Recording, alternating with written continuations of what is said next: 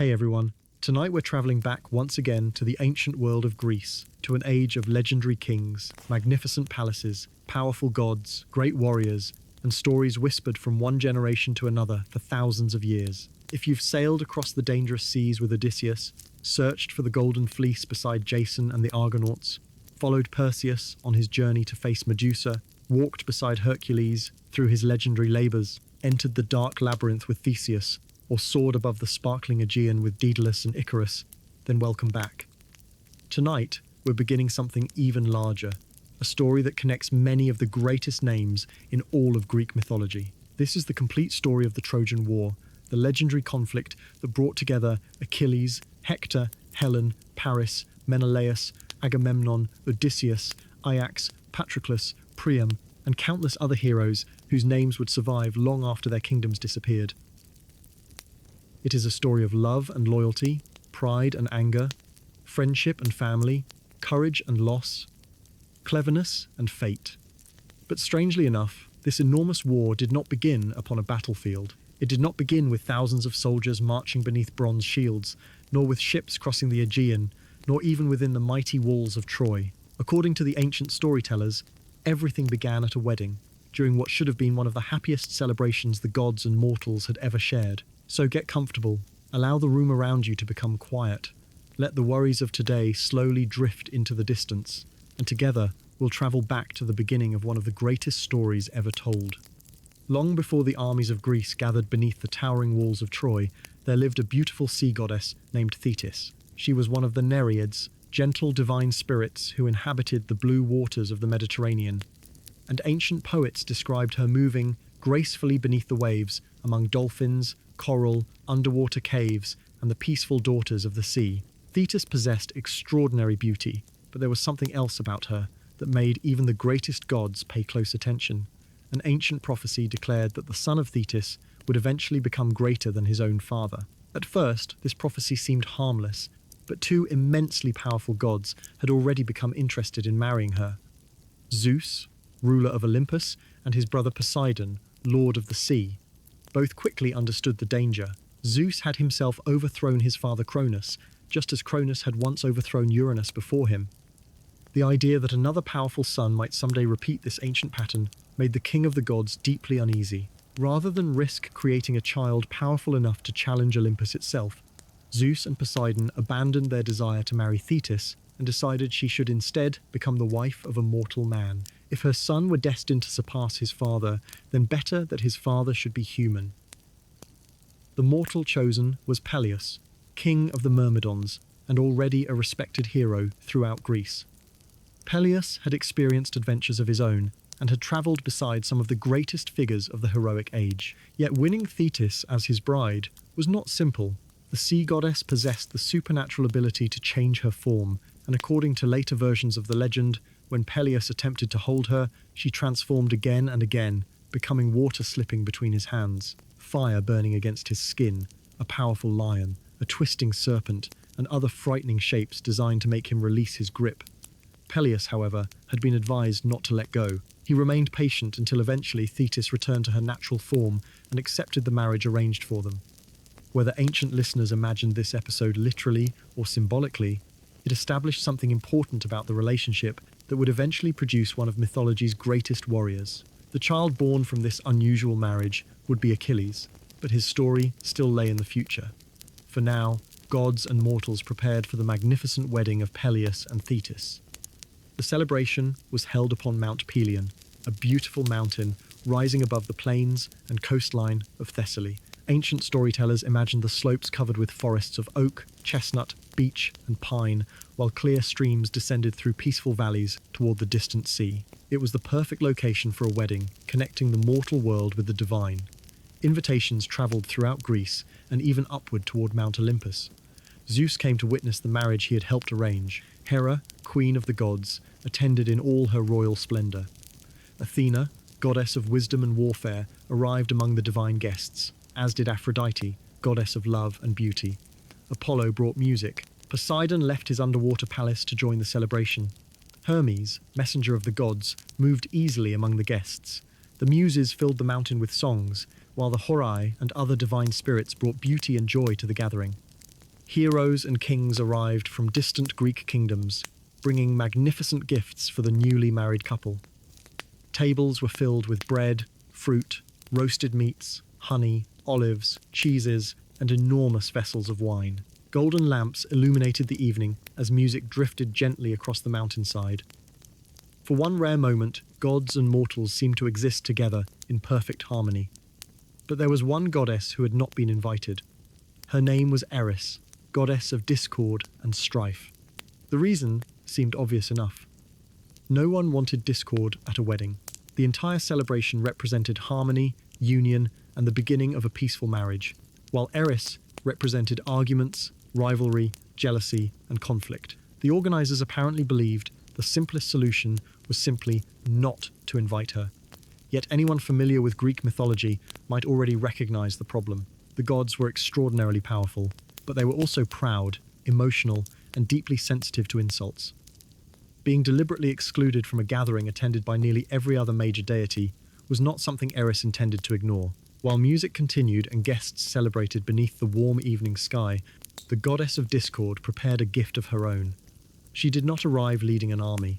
She did not summon a storm or destroy the wedding feast. She required nothing so dramatic. Instead, she chose an object small enough to fit comfortably within one hand, a beautiful golden apple. Upon the apple were written only a few words, "For the fairest." That was all. No explanation, no name, no indication of which goddess should receive it. At some point during the celebration, Eris cast the golden apple among the assembled guests. Perhaps it rolled quietly across the floor between the tables. Perhaps it landed directly before the gods. Ancient storytellers disagreed about the exact detail, but they agreed about what happened next. Someone picked it up and read the inscription. Almost immediately, the peaceful atmosphere changed. Most of the goddesses understood that claiming the apple would invite unnecessary conflict. But 3 of the most powerful women on Olympus believed the description clearly referred to them. The first was Hera, queen of heaven and wife of Zeus. As the highest-ranking goddess on Olympus, she believed her beauty and royal dignity made her the obvious choice. The second was Athena, brilliant daughter of Zeus, goddess of wisdom, strategy, craftsmanship, and disciplined warfare. She too believed herself worthy of the golden prize. The third was Aphrodite, goddess of love, desire, and beauty itself. To her, the question almost seemed ridiculous. If an apple belonged to the fairest goddess, surely it belonged naturally to the goddess whose very divine power represented beauty. A disagreement began. At first, perhaps it remained polite. Each goddess calmly explained why she deserved the apple, but ancient gods rarely surrendered questions of honor easily. Hera would not step aside for Athena. Athena would not surrender to Aphrodite. Aphrodite certainly would not accept that another goddess could be considered more beautiful than herself. Soon, the disagreement became an argument, and the joyful wedding guests found themselves watching exactly the kind of conflict they had attempted to avoid by excluding Eris in the first place. Somewhere beyond the celebration, the goddess of discord had achieved her purpose without lifting another finger. She had understood something simple about pride. Sometimes, the smallest question can create the greatest conflict when no one is willing to surrender. Eventually, the 3 goddesses turned toward Zeus and demanded that he decide which of them deserved the apple. For the ruler of Olympus, this was a remarkably dangerous request. Choosing Aphrodite would insult his wife Hera and his daughter Athena. Choosing Hera would anger Athena and Aphrodite. Choosing Athena would create equally serious problems with the other 2. Zeus may have ruled thunder, lightning, gods, and mortals. But even he understood when a decision was best placed into someone else's hands. He refused to judge the contest himself. Instead, another person would decide, not a god, not a famous king surrounded by advisors, not an experienced philosopher. The decision would fall upon a young Trojan prince living far from the celebration, a man who had no idea that the gods were already moving quietly toward him. His name was Paris. Paris was a son of King Priam and Queen Hecuba of Troy, although his early life had unfolded far from the royal palace. Before his birth, according to ancient tradition, Queen Hecuba experienced a terrifying dream. She imagined giving birth, not to an ordinary child, but to a flaming torch that spread fire throughout Troy until the magnificent city disappeared within the flames. Troubled by the vision, The royal family consulted interpreters who delivered a frightening explanation. The unborn child would someday become responsible for the destruction of Troy.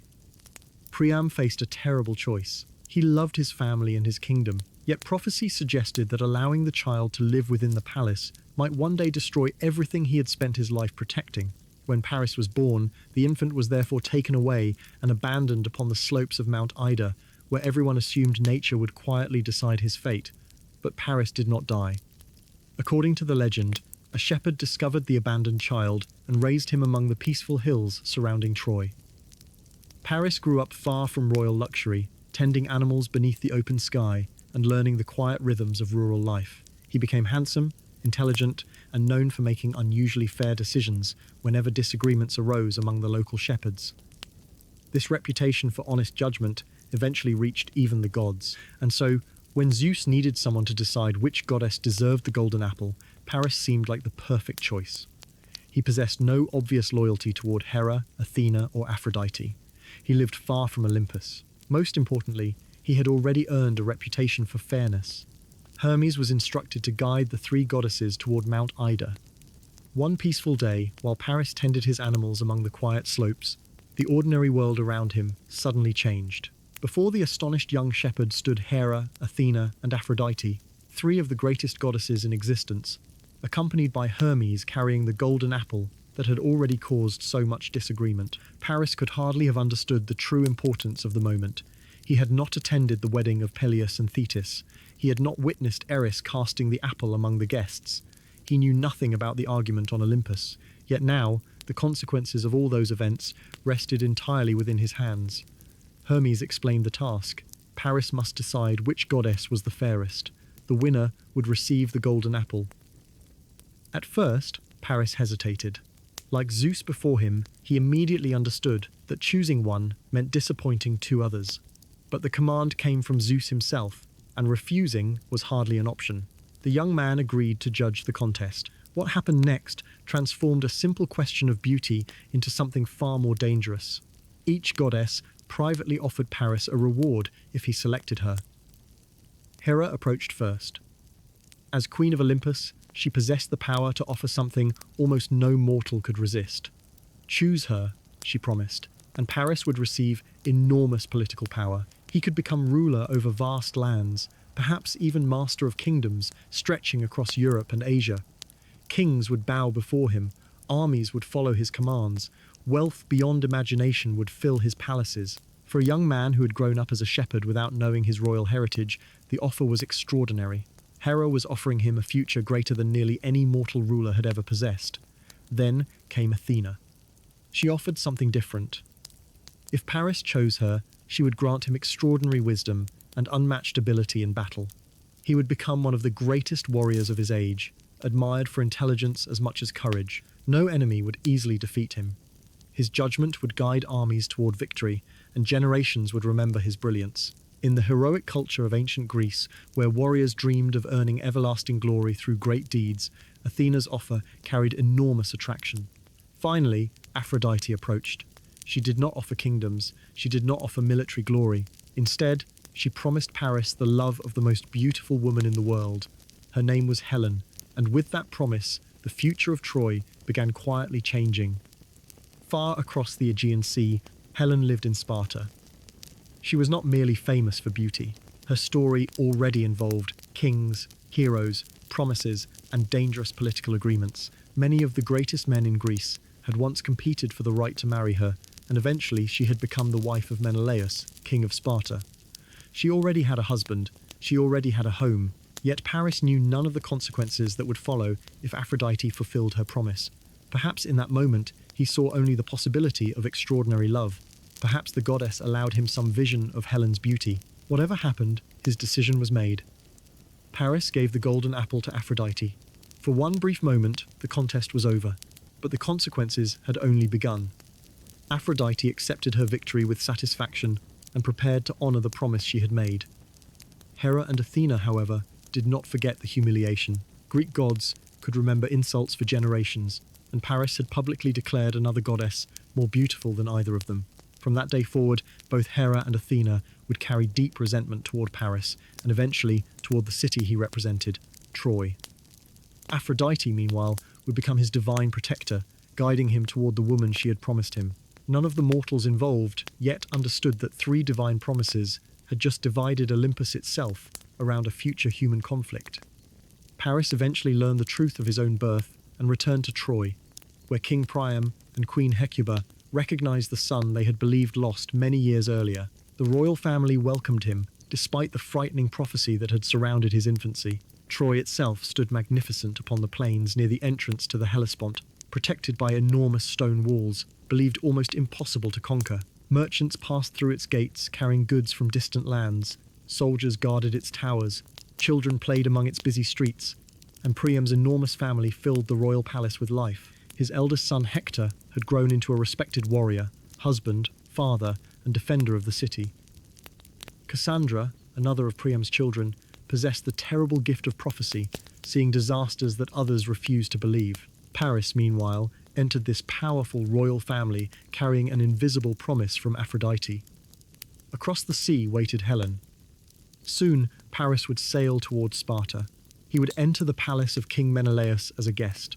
He would meet the woman Aphrodite had promised him, and a private decision made between one young prince and three goddesses upon a peaceful mountainside would begin pulling thousands of people toward war. Yet, on the evening of Peleus and Thetis's wedding, none of this had happened. Music eventually returned. The guests continued celebrating. The golden apple had found its owner. Peleus and Thetis began their married life, and in time they would become parents to Achilles, the warrior destined to stand at the very heart of the coming conflict. The gods returned to Olympus. Kings returned to their kingdoms. The mountain became quiet once again beneath the stars. Everything appeared peaceful. But somewhere within the ancient world, the first invisible threads of the Trojan War had already been tied together. A wedding had produced a golden apple. The apple had created a contest. The contest had required a judge. The judge had chosen Aphrodite, and Aphrodite had promised him Helen. No army had marched, no sword had been drawn, no ship had yet sailed toward Troy, but according to Greek mythology, one of the greatest wars ever remembered had already begun. For several years after the extraordinary contest upon Mount Ida, life in Troy continued with remarkable peace. The golden apple had disappeared from mortal sight. The wedding of Peleus and Thetis became another story, slowly passing into memory, and ordinary people living throughout Greece and Asia Minor knew nothing about the dangerous promises exchanged between Paris and the three goddesses. Farmers continued working beneath the warm Mediterranean sun. Merchants sailed between crowded ports carrying wine, olive oil, bronze, pottery, timber, and grain, while kings governed their distant territories without suspecting that a shepherd's decision upon a quiet mountainside would soon reshape the entire heroic world. Paris himself had undergone an extraordinary transformation. The abandoned infant, once raised among shepherds, had discovered his royal identity and returned to the magnificent city of Troy, where King Priam and Queen Hecuba welcomed their lost son back into the family. The city surrounding him seemed almost impossible in its strength and beauty. Troy stood upon a strategic plain, overlooking important waterways, connecting the Aegean with lands farther east, and generations of trade had brought tremendous wealth into its markets. High stone walls surrounded the city, reinforced by enormous towers from which guards could watch the countryside for miles. Inside those walls stood crowded houses, temples filled with offerings to the gods, workshops where craftsmen shaped bronze and carved wood, busy markets overflowing with imported goods, and the magnificent palace of King Priam, where one of mythology's largest royal families lived together beneath a single roof. Yet, despite the comfort now surrounding him, Paris never completely forgot the promise Aphrodite had made. Somewhere across the sea lived Helen, the most beautiful woman in the world, and the goddess of love had promised that one day she would belong to him. The idea gradually became impossible to ignore. Paris had never met Helen. He did not know the sound of her voice, the way she laughed, the thoughts occupying her quiet evenings, or whether she would feel anything for him at all. Yet the promise of a goddess carried enormous weight in the ancient imagination, and Paris slowly began believing that meeting Helen was not merely something he desired. Perhaps it was something fate itself had already decided. Before following Paris across the sea, however, we need to travel to another kingdom and understand the remarkable woman whose name would soon become inseparable from the greatest war of the heroic age. Helen's story began long before Paris ever saw her. According to Greek mythology, Her beauty had been extraordinary from childhood, and ancient poets struggled to describe it without comparing her to the goddesses themselves. Some traditions called her a daughter of Zeus and Leda, queen of Sparta. Zeus, captivated by Leda's beauty, had approached her in the form of a swan, and from the strange divine encounter came children whose lives would become deeply connected with Greek legend. Among them were Helen and her famous brothers, Castor and Polydeuces, known together as the Dioscuri. Whether ancient audiences understood every supernatural detail literally mattered less than what Helen's divine parentage communicated. She possessed a beauty beyond ordinary human standards, and such extraordinary gifts rarely came without equally extraordinary consequences. Even before reaching adulthood, stories of Helen travelled throughout Greece. Kings heard about her. Princes imagined marrying her. Heroes who had never seen her, nevertheless, knew her name. Beauty, which might seem like a simple blessing, gradually became something much more complicated.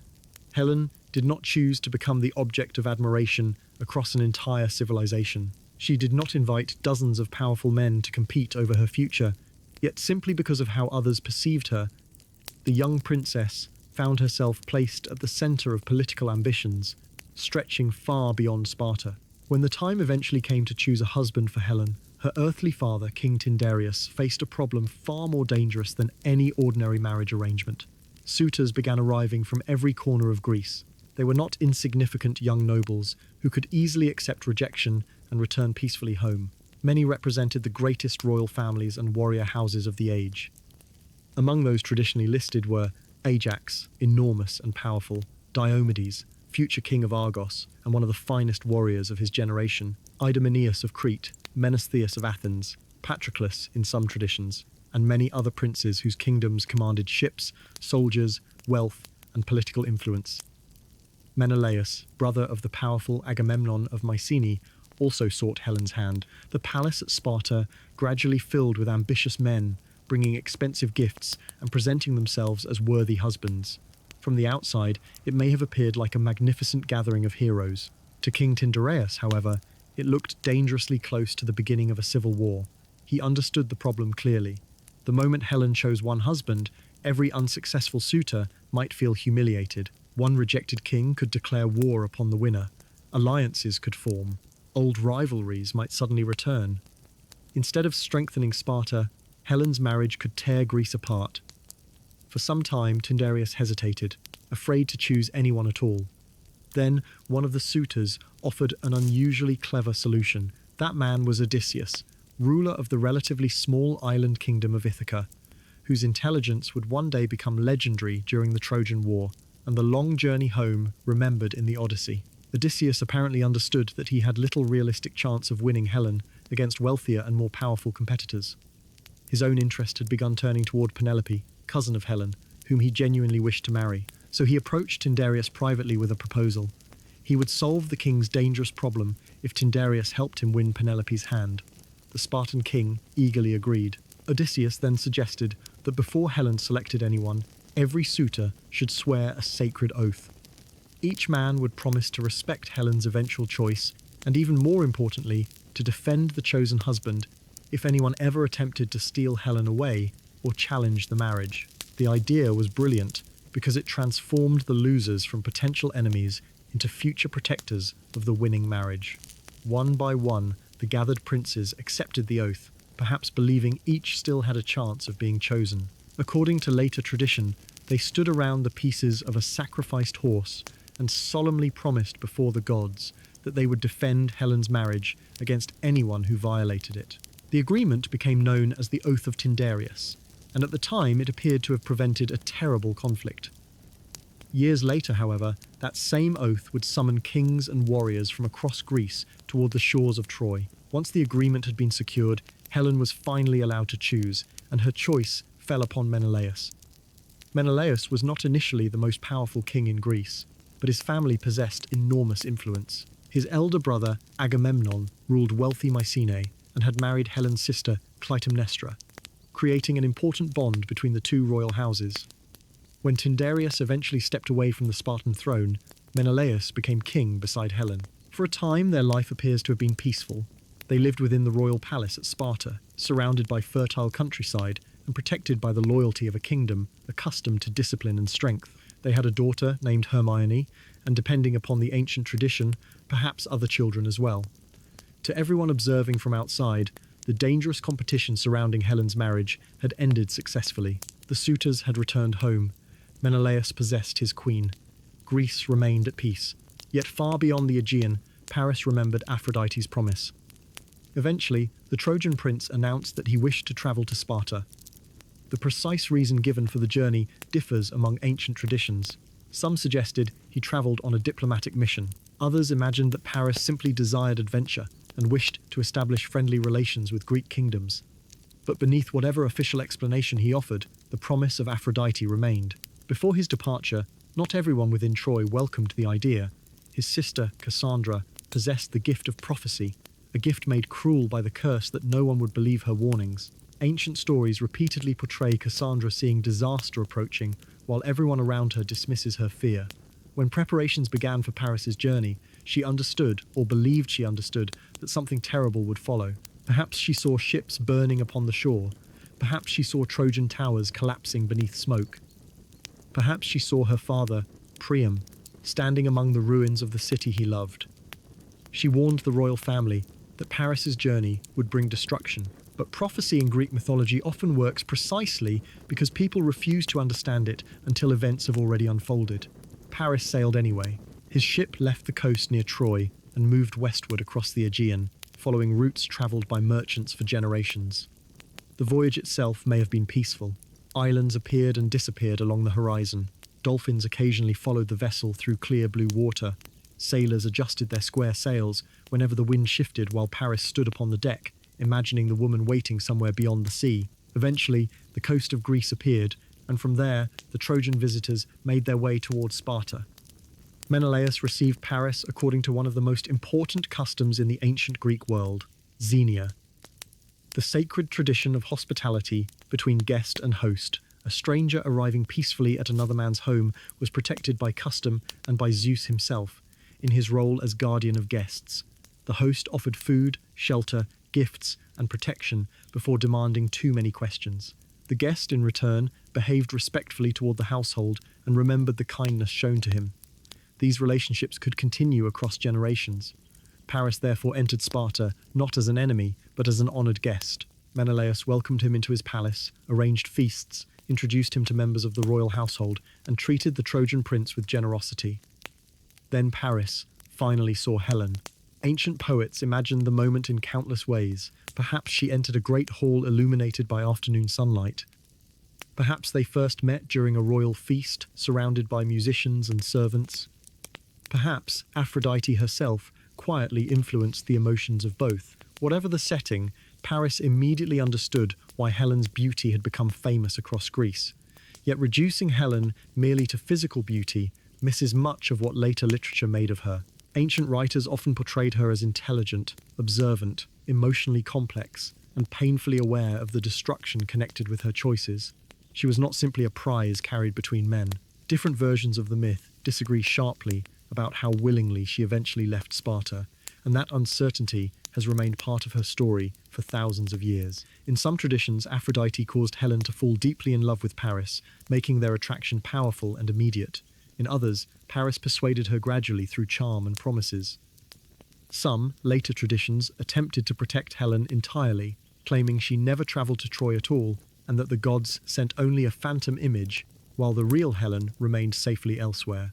But in the version that became most famous through epic tradition, Helen and Paris were drawn toward one another beneath the influence of Aphrodite, and their relationship slowly crossed a boundary from which neither kingdom could easily return. For several days, Paris remained within the Spartan palace as Menelaus's honoured guest. Then, an unexpected event gave the Trojan prince an opportunity. Menelaus needed to travel away from Sparta, traditionally to Crete, perhaps to attend a funeral or handle family affairs. Before leaving, he trusted his household to continue treating Paris with proper hospitality. There was no reason to suspect betrayal. Paris had eaten at his table. They had exchanged gifts. The sacred relationship between host and guest should have protected everything left behind. Yet after Menelaus departed, Paris and Helen made the decision that would transform their private relationship into an international crisis. They would leave Sparta together. Ancient versions differ over how quickly this happened and exactly what Helen felt. Some describe a passionate escape inspired by Aphrodite. Others describe something closer to abduction. Because the surviving traditions disagree, perhaps the most useful way to understand the legend is to recognize that ancient storytellers themselves struggled with the question of Helen's responsibility. Was she a woman who chose love over duty? Was she manipulated by a goddess? Was she taken unwillingly?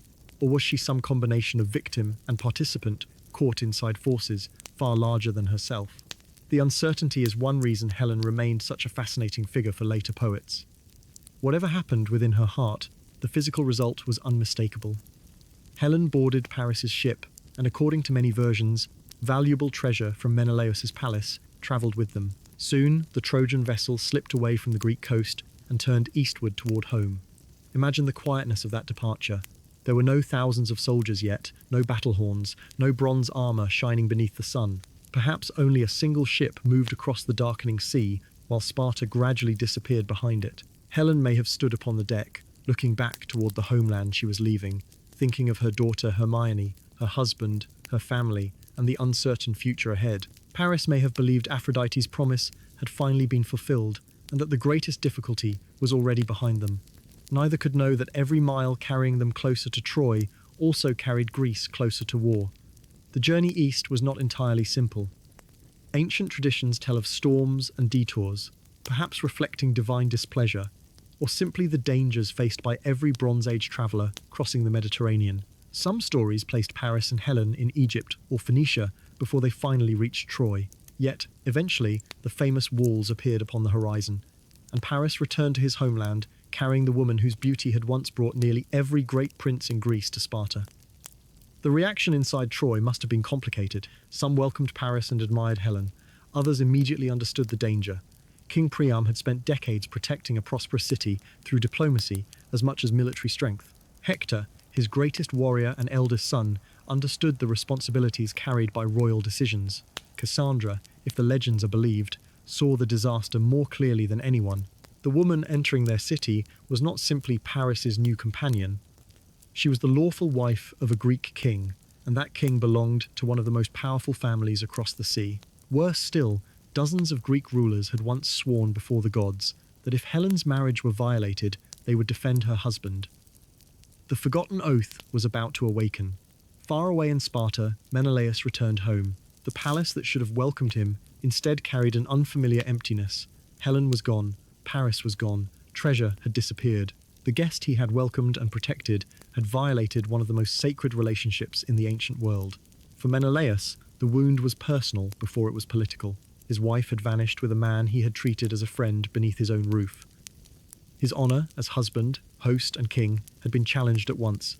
Yet Menelaus did not possess enough strength alone to attack mighty Troy. He needed someone whose influence extended across much of Greece. And so his thoughts turned toward his elder brother, Agamemnon, king of wealthy Mycenae. News travelled quickly, messengers rode along dusty roads and boarded ships crossing narrow channels between islands. Paris had taken Helen to Troy. Menelaus demanded her return. And somewhere within palace storerooms and royal memories, men began remembering the oath they had sworn years earlier when competing for Helen's hand. Odysseus had created that oath to prevent a war.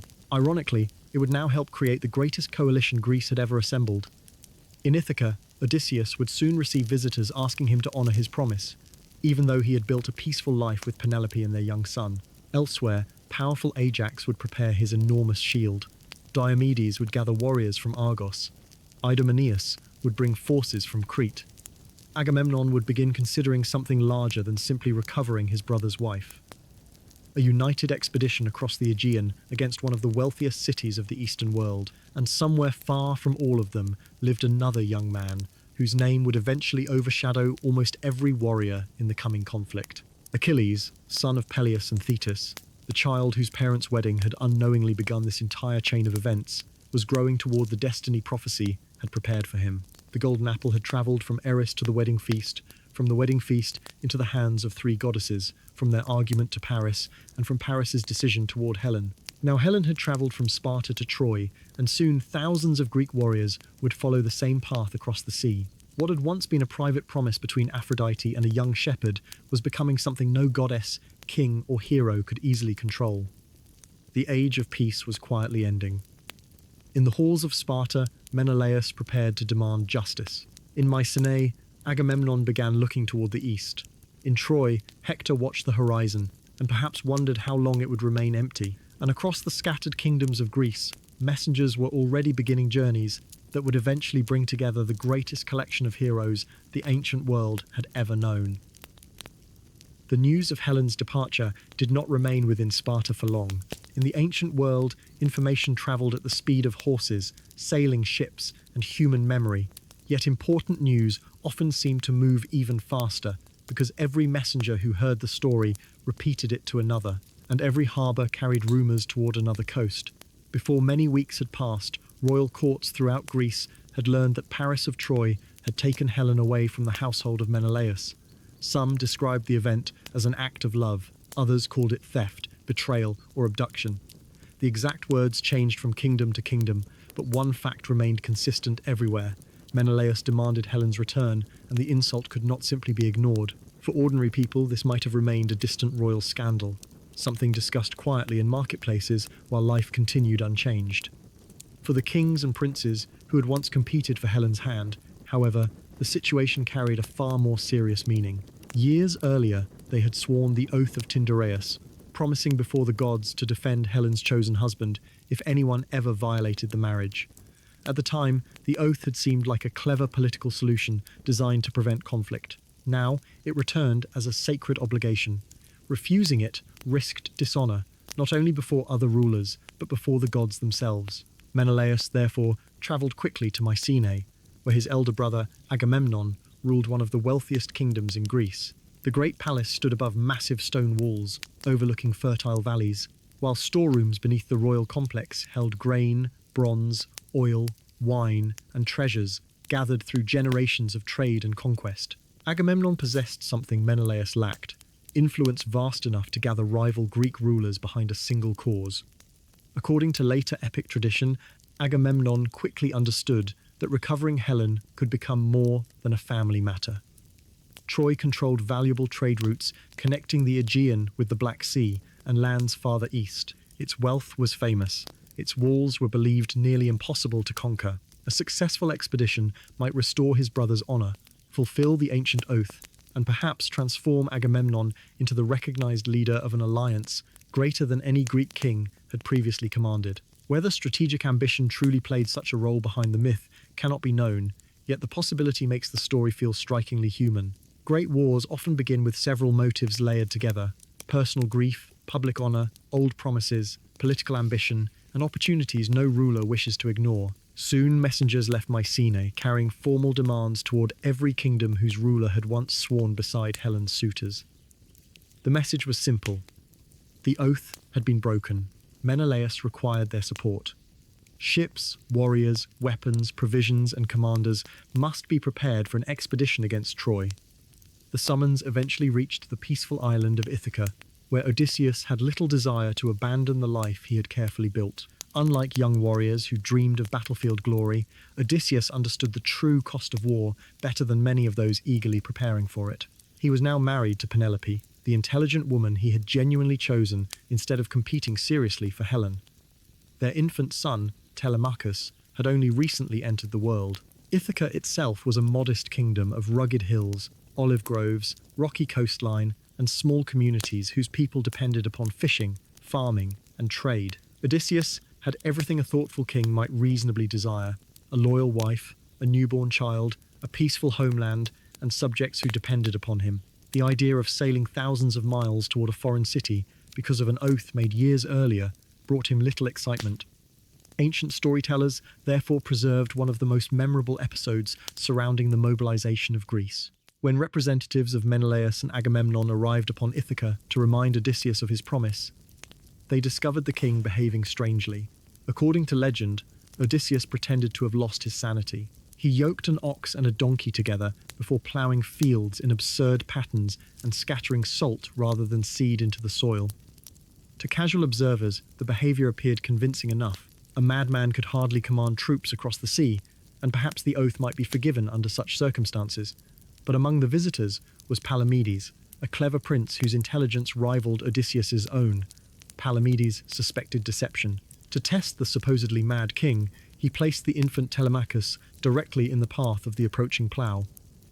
Odysseus immediately turned the animals aside rather than risk harming his son. His sanity had revealed itself through love. The disguise failed. The king of Ithaca could no longer avoid the promise he himself had once designed to bind everyone else. Ancient audiences would have recognized the irony immediately. The clever oath that had protected Greece from war over Helen years earlier now dragged its creator toward the very conflict he wished most to avoid. Odysseus returned home quietly after the test, perhaps looking upon Penelope and Telemachus with the painful understanding that leaving might prove much easier than returning. He could not know that after Troy finally fell, another 10 years of wandering would stand between him and this peaceful household. For now, he prepared his ships, gathered the men of Ithaca, and joined the growing alliance. Other rulers responded more willingly. Diomedes, young king of Argos, prepared experienced warriors and quickly became one of the strongest supporters of the campaign. He was brave, disciplined, and unusually favoured by Athena, qualities that would later allow him to perform feats even against gods upon the battlefield. Ajax the Great, enormous son of Telamon, answered the summons from Salamis. Ancient poets imagined Ajax as perhaps the physically strongest Greek warrior after Achilles, carrying a massive shield built from multiple layers of hide and bronze. Unlike Odysseus, whose reputation depended upon strategy and language, Ajax represented straightforward courage and endurance. He spoke little, fought relentlessly, and would later become one of the most trusted defenders of the Greek ships whenever Troy's warriors threatened to break through. Idomeneus, king of Crete, gathered forces from the island once ruled by Minos. Nestor, elderly king of Pylos, joined despite his advanced age. Not because anyone expected him to lead charges into battle, but because decades of experience made his advice invaluable. He had known an earlier generation of heroes and remembered wars fought before many younger commanders were born. His speeches could become long enough to test the patience of impatient warriors. Yet even proud kings listened, because Nestor understood the rhythms of leadership, alliance, pride, and compromise better than almost anyone alive. One kingdom after another answered the summons, until the campaign began resembling something the fragmented Greek world had rarely achieved. A temporary union of powerful rulers, normally more accustomed to competing against one another than obeying a single commander. Yet one name mattered more than all the others: Achilles. By now, the child born from the marriage of Peleus and Thetis had grown into a young warrior of astonishing promise. Ancient traditions surrounding his childhood differ greatly, as Greek mythology often preserves several versions of the same life. In one later and extremely famous story, Thetis attempted to make her infant son invulnerable by dipping him into the waters of the river Styx, holding him by one heel. Every part of the child's body touched the magical waters except the place covered by his mother's hand, leaving that single heel vulnerable. This tradition eventually gave the modern world the phrase Achilles' heel, meaning a hidden weakness within something otherwise extraordinarily strong. Yet this detail does not appear in Homer's Iliad, where Achilles can be injured like other mortals and is protected by divine armor rather than complete physical invulnerability. Another tradition describes Thetis attempting to burn away the child's mortal nature through secret nightly rituals until Peleus interrupted her. Whatever version listeners preferred, everyone agreed on the essential truth: Achilles was extraordinary. He grew faster, stronger, and more talented than other children, eventually receiving education from the wise centaur Chiron, whose mountain home had already shaped several great heroes of Greek legend. Under Chiron's patient guidance, Achilles learned far more than combat. He studied medicine, music, hunting, endurance, respect for nature, and the discipline necessary to control extraordinary ability. By the time word of the Trojan expedition spread through Greece, prophecies had already begun surrounding his future. One said Troy could never be conquered without Achilles. Another contained a heartbreaking choice. If Achilles remained home, he would live a long and peaceful life, eventually dying quietly after generations had forgotten much of his name. If he sailed to Troy, he would achieve everlasting glory, becoming one of the greatest warriors ever remembered, but his life would be terribly short. This choice sits at the very heart of Achilles' story. Ancient Greek heroic culture valued Kleos, lasting fame earned through extraordinary deeds. But Achilles' legend repeatedly asks what such fame is truly worth when purchased with life itself. Thetis knew the prophecy and wanted no part of the glory promised to her son. To a mother, immortal reputation offered little comfort if the child himself would never grow old enough to enjoy it. Determined to keep Achilles away from the mobilization, she hid him upon the island of Skyros within the court of King Lycomedes. According to one of the most famous versions, Achilles disguised himself among the king's daughters, wearing women's clothing so that Greek recruiters searching the island would never recognize him.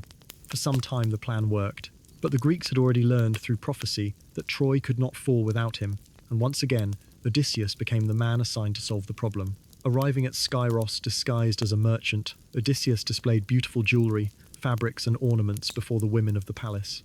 Hidden among these harmless gifts, he placed several weapons, including a magnificent sword and shield.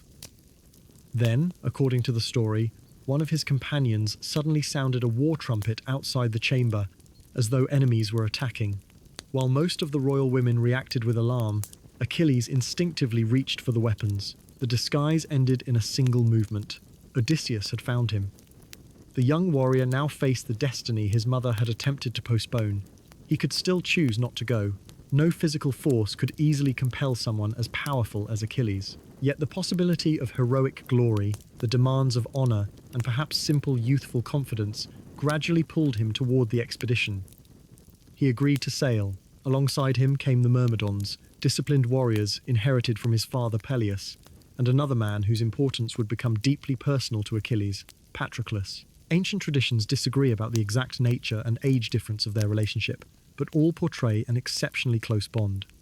Patroclus was companion, trusted friend, advisor, and the person whose death would eventually awaken the most destructive rage Achilles ever experienced. As warriors gathered across Greece, preparations expanded beyond anything most communities had ever witnessed. Bronze smiths worked day and night, producing spearheads, swords, helmets, greaves, arrowheads, and repairs for old armor inherited through families.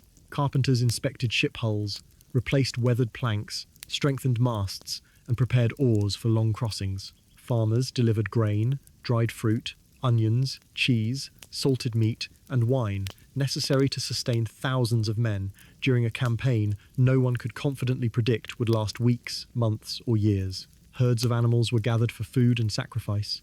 Priests examined omens. Families prepared farewells. The practical reality behind heroic warfare was enormous. Every warrior praised in poetry depended upon countless anonymous workers who gathered food, built ships, repaired armor, tended horses, carried water, buried the dead, and maintained the fragile systems allowing an army to exist far from home. Over time, the participating forces began moving toward Aulis, a harbour on the coast of Boeotia, where the enormous fleet planned to gather before crossing the Aegean. The sight must have been extraordinary. Ships arrived day after day from islands and coastal kingdoms, their dark hulls filling the sheltered waters until the harbour seemed transformed into a floating city. Warriors speaking different regional dialects crowded temporary camps along the shore. Smoke from hundreds of cooking fires drifted through the evening air. Horses stamped impatiently beside transport vessels. Armour shone beneath the sun, while commanders attempted the nearly impossible task of organising proud rulers who were technically allies but still remained kings within their own lands. Later Greek tradition, especially the catalogue of ships preserved in the Iliad, would describe an enormous coalition representing dozens of regions. The famous expression, "the face that launched 1,000 ships," would eventually become associated with Helen, although Homer's own numbers and later poetic traditions vary. The point remained the same. Greece had gathered on a scale unimaginable before. Agamemnon emerged as overall commander, largely because Mycenae possessed wealth and influence unmatched by most other Greek kingdoms. Yet being commander did not make him absolute ruler over the other kings. This distinction would become painfully important. Achilles did not serve Agamemnon as a subject. Odysseus ruled his own kingdom. Ajax possessed his own warriors. Menelaus had personal reasons for the expedition. Every commander carried pride, history, and independent authority. Agamemnon's challenge was therefore diplomatic as much as military. He needed to keep powerful men cooperating through years of uncertainty while ensuring his own position remained respected. The alliance might appear unified from outside, but beneath the surface, rested rivalries capable of becoming almost as dangerous as the enemy waiting across the sea. Before departure, however, another obstacle appeared. The fleet remained trapped at Aulis by unfavourable winds. Day after day, sails hung uselessly, while thousands of restless warriors waited upon the shore. Food supplies slowly decreased, arguments increased. Commanders consulted prophets searching for an explanation. Eventually, the seer cultures delivered a terrible answer. Agamemnon had offended Artemis, goddess of the hunt, perhaps by killing a sacred animal, or boasting that his hunting skill surpassed hers. The goddess would not release the winds until the king made an unbearable sacrifice, his daughter, Iphigenia. Different ancient traditions again preserve radically different endings to this episode. In the darkest versions, Agamemnon lured Iphigenia to Aulis by telling her she would marry Achilles, then sacrificed her upon the altar so the fleet could sail.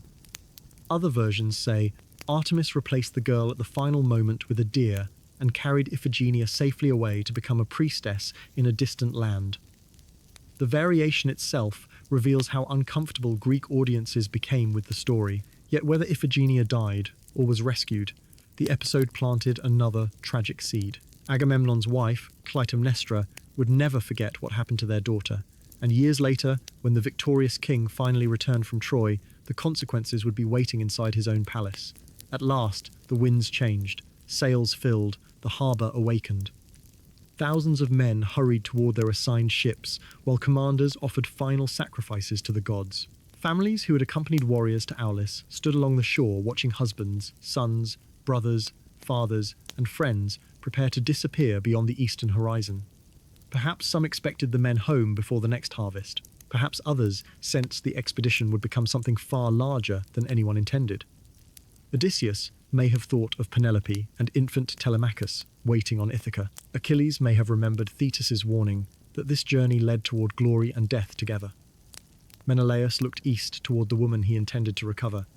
Agamemnon surveyed the extraordinary fleet, now answering his command. One by one, the ships left Aulis. Oars struck the water in steady rhythm. The sails caught the wind. The coast of Greece slowly receded behind them. Ahead, beyond the open Aegean, rose the walls of Troy. And watching from those distant walls, whether through prophecy, rumour, or simple fear, the Trojans were beginning to understand that Paris had not returned from Sparta with only Helen. He had brought an entire war home with him. For many days, the enormous Greek fleet moved eastward across the Aegean Sea, thousands of oars rising and falling in steady rhythm, while square sails stretched beneath the favourable winds that had finally released the warriors from Aulis. Behind them lay the familiar shores of Greece, their homes, families, farms, palaces, and everything they understood. Ahead waited a foreign coastline, dominated by one of the wealthiest and most strongly defended cities of the ancient world. Troy had existed peacefully for generations upon the plains near the entrance to the Hellespont, protected by enormous walls and surrounded by fertile countryside, smaller settlements, farms, rivers, and allied kingdoms that benefited from its power. Many of the Greeks sailing toward it had never travelled so far from home before. Some were experienced warriors who had fought in countless smaller conflicts between neighbouring kingdoms, while others were young men carrying bronze weapons into battle for the first time. They had heard extraordinary stories about Troy. Merchants described its markets overflowing with treasures from distant lands. Sailors spoke of walls so strong that no ordinary army could break them. Poets told of King Priam's enormous royal family and of Hector, his greatest son, whose courage already inspired admiration far beyond Trojan territory. Yet stories heard beside evening fires were one thing. Seeing the city itself would be something entirely different.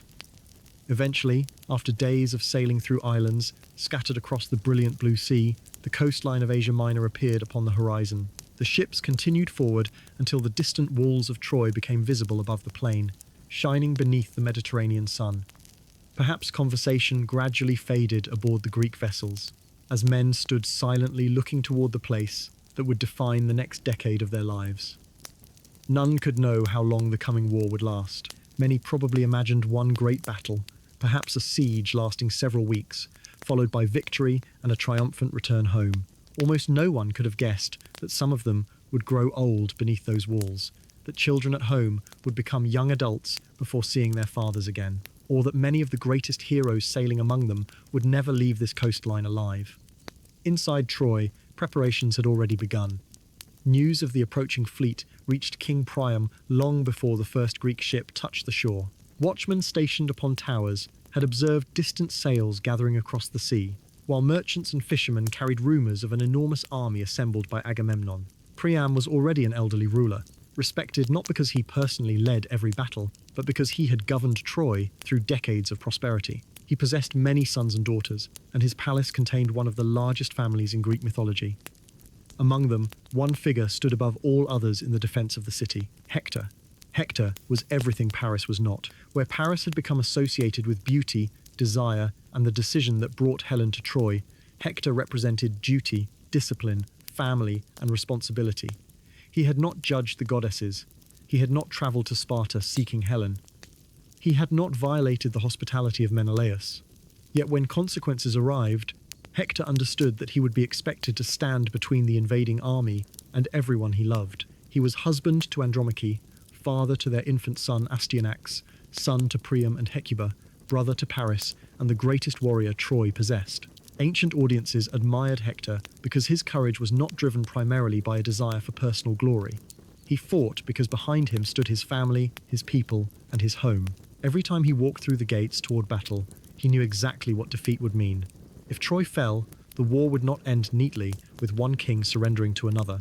The city could be destroyed, its men killed, and its women and children carried away as captives. Hector therefore prepared for war not because he loved fighting, but because he believed he had no honourable alternative. The Trojans were not alone.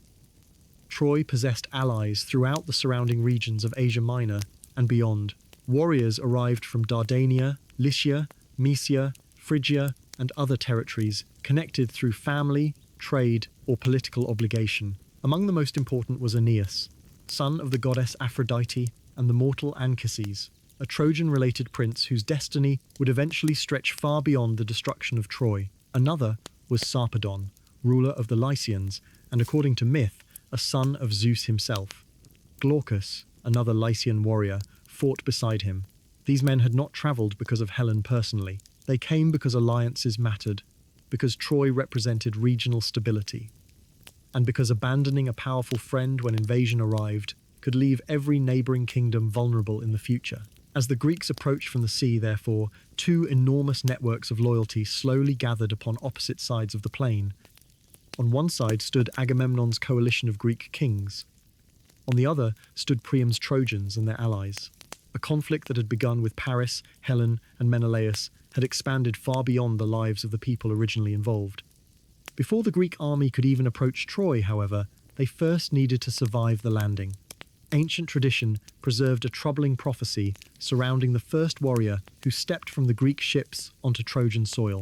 The gods, or perhaps an oracle consulted earlier in the expedition, had warned that the first Greek to land would also be the first to die. As the ships approached the beach, knowledge of the prophecy created understandable hesitation. Warriors who had crossed the sea, seeking glory, suddenly found themselves reluctant to become the first man remembered for fulfilling a prediction of death. According to one famous version, Odysseus solved the problem in characteristically clever fashion. He threw his shield from the ship onto the beach and jumped down upon it, technically standing first upon his own shield rather than Trojan soil. Another Greek warrior, named Protesilaus, either unaware of the trick or unwilling to hesitate, then leapt directly onto the land. Almost immediately fighting erupted along the shoreline. Trojan defenders rushed toward the arriving Greeks before the invaders could establish a secure position. Spears flew through the air, shields collided, men struggled through shallow water while ships attempted to unload warriors behind them. Protesilaus fought bravely, but was killed, traditionally by Hector himself, becoming the first Greek casualty of the Trojan War exactly as prophecy had warned. His death carried particular sadness because he had left behind a newly married wife, Laodamia, whose grief later became the subject of another tragic myth. Some stories say the gods allowed Protesilaus to return briefly from the underworld because Laodamia's sorrow was so overwhelming, granting the couple only a few precious hours together before death separated them again. Even before the great heroes had truly begun fighting, the war had already created one of the many smaller tragedies later generations would remember. Despite fierce Trojan resistance, the Greeks eventually secured the beach. More ships arrived, Warriors poured onto the shore, and Agamemnon's army established a defensive camp stretching along the coastline. The ships themselves were pulled onto land or anchored close enough to protect them from storms and enemy attack. Wooden barriers and trenches gradually surrounded parts of the camp, while commanders arranged their forces according to kingdom. The Myrmidons camped around Achilles. Odysseus remained with the Ithacans. Ajax commanded warriors from Salamis. Menelaus organized the Spartans. Diomedes led men from Argos. Agamemnon's Mycenaean forces occupied a central position appropriate to his authority as commander. Over time, the beach transformed into something resembling a temporary city. Thousands of shelters appeared. Cooking fires burned each evening. Blacksmiths established small workshops where damaged armor and weapons could be repaired. Priests maintained altars for sacrifices. Storage areas held grain, wine, oil, and captured livestock. Messengers constantly moved between commanders carrying instructions, arguments, rumors, and requests. The Greeks had arrived expecting to conquer a city, but before they could do so, they needed to build an entire society capable of surviving outside its walls. At first, both sides still possessed opportunities to avoid the catastrophe ahead. Menelaus had not crossed the Aegean simply because he wished to destroy Troy. His primary demand remained the return of Helen and the treasure taken from Sparta. According to traditions surrounding the larger Trojan cycle, Greek ambassadors were sent into Troy before the war became irreversible.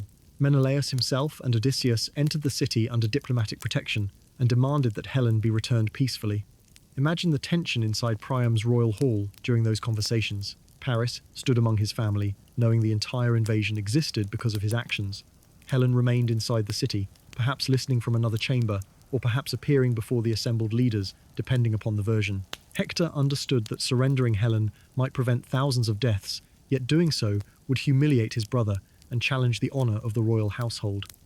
Priam faced perhaps the most difficult political decision of his reign. Returning Helen could preserve Troy, but would mean admitting Paris had acted wrongly and surrendering someone now protected within his household. Keeping her meant risking war against an enormous coalition. Some Trojan elders reportedly favored returning Helen.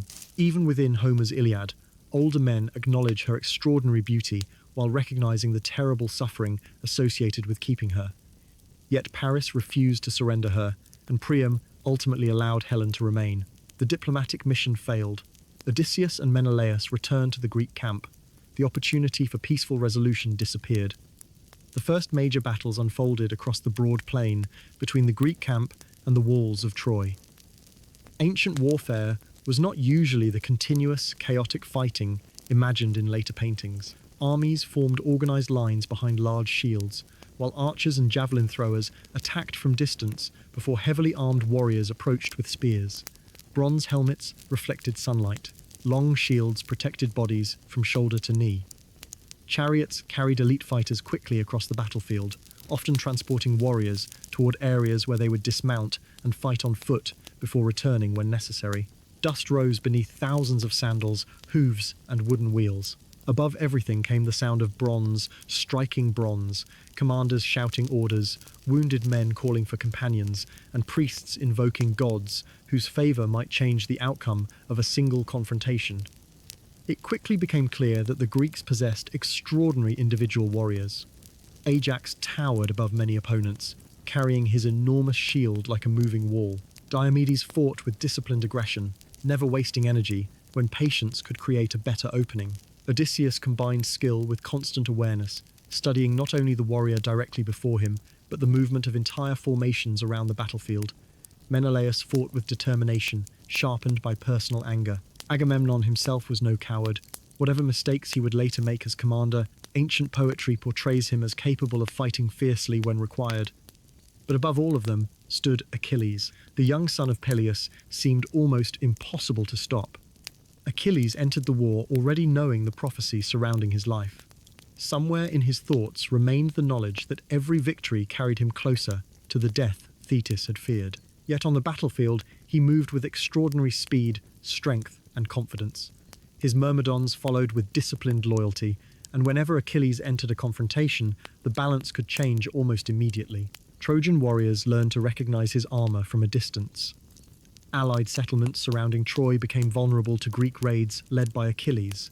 Yet despite his abilities, even Achilles could not simply break through Troy's enormous walls. The city had been designed to survive attack.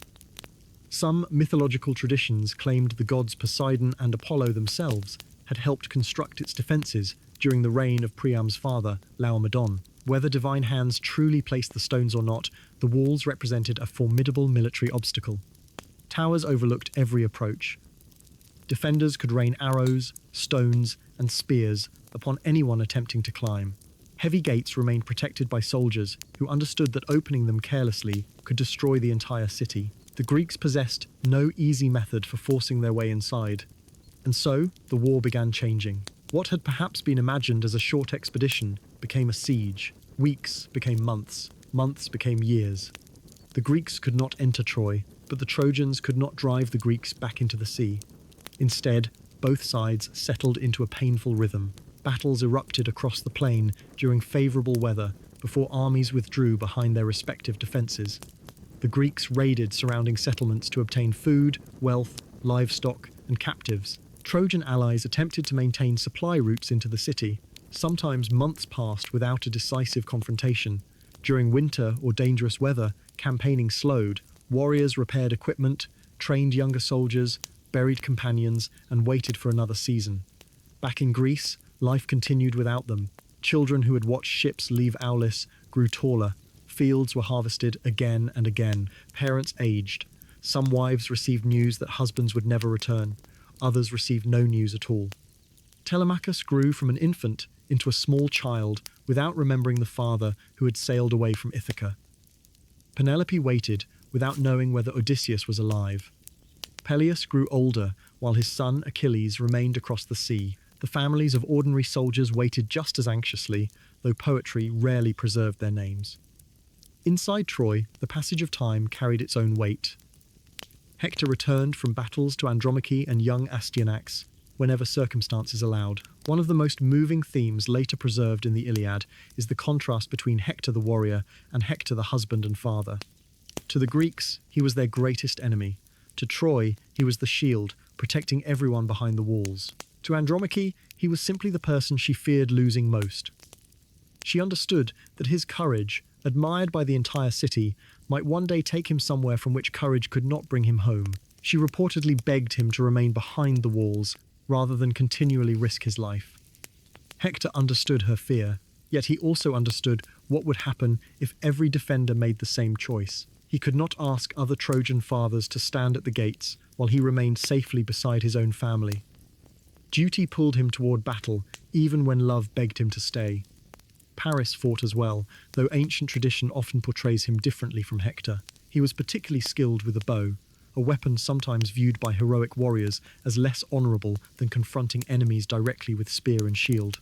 Paris was not entirely cowardly, despite later popular portrayals. He entered battles and could fight effectively, but beside Hector, his priorities appeared lighter, more concerned with beauty, pleasure, and personal desire than the crushing responsibilities of leadership.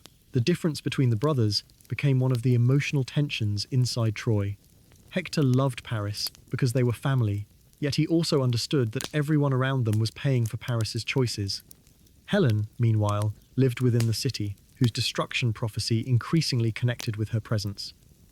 The longer the war continued, the more complicated her position became. She could see Trojan families mourning sons killed because the Greeks had come to recover her. She knew Greek warriors dying outside the walls included men she had known before leaving Sparta. In Homer's portrayal, she sometimes speaks of herself with deep regret, wishing the events leading to war had never happened. Yet returning was no longer simple.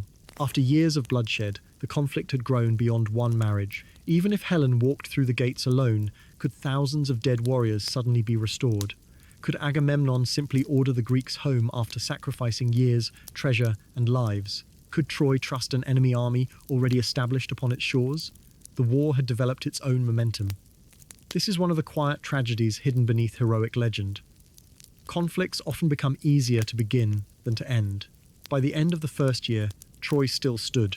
By the end of the second, its walls remained unbroken. The third year passed, then the fourth.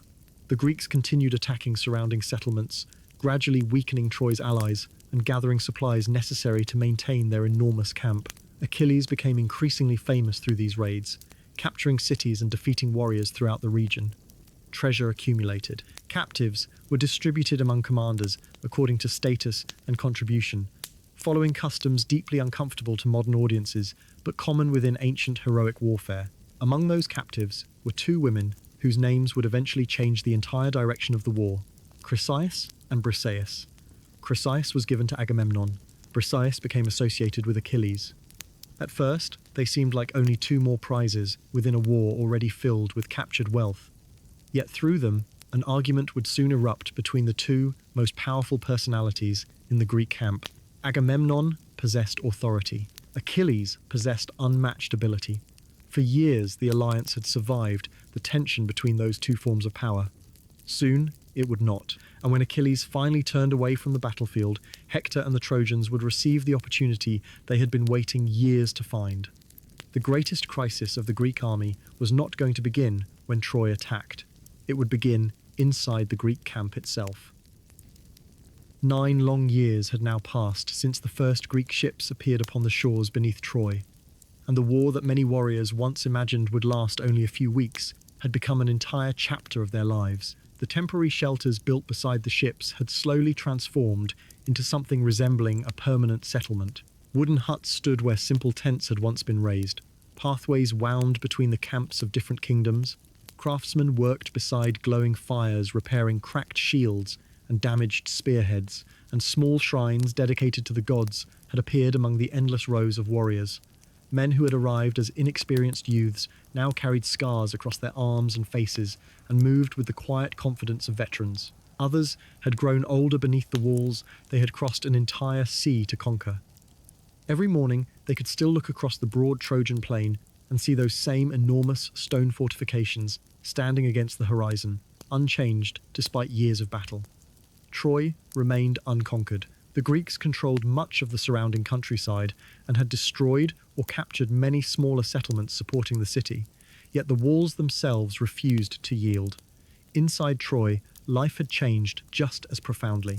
Children born shortly before the Greek arrival had grown old enough to understand why their fathers disappeared through the gates wearing bronze armor. Families had learned to recognize the distant sounds of battle. Food and supplies became increasingly precious as Greek raids weakened the surrounding territories, but the city remained alive. Merchants still worked when trade allowed it. Priests still tended the temples. Families still gathered for meals, and guards continued watching from the towers every night. The war had become almost ordinary, which perhaps made it even sadder. Human beings possess an extraordinary ability to adapt even to circumstances they once believed unbearable, and by the 9th year, Greeks and Trojans alike had learned to build daily lives around a conflict no one seemed capable of ending. Throughout those years, Achilles had become the most feared Greek warrior anywhere around Troy. The city itself remained protected behind its walls. So much of the fighting occurred throughout the surrounding region. Achilles led raids against settlements allied with Priam, attacking towns that supplied Troy with food, soldiers, horses, and wealth. One after another, these communities fell before the Greeks. Ancient traditions credit Achilles with capturing numerous cities across the region, and each victory strengthened his reputation while slowly tightening the pressure around Troy. Yet heroic warfare carried customs very different from anything we would consider acceptable today. Victorious armies seized treasure, livestock, weapons, and human captives, distributing them among commanders according to rank and achievement.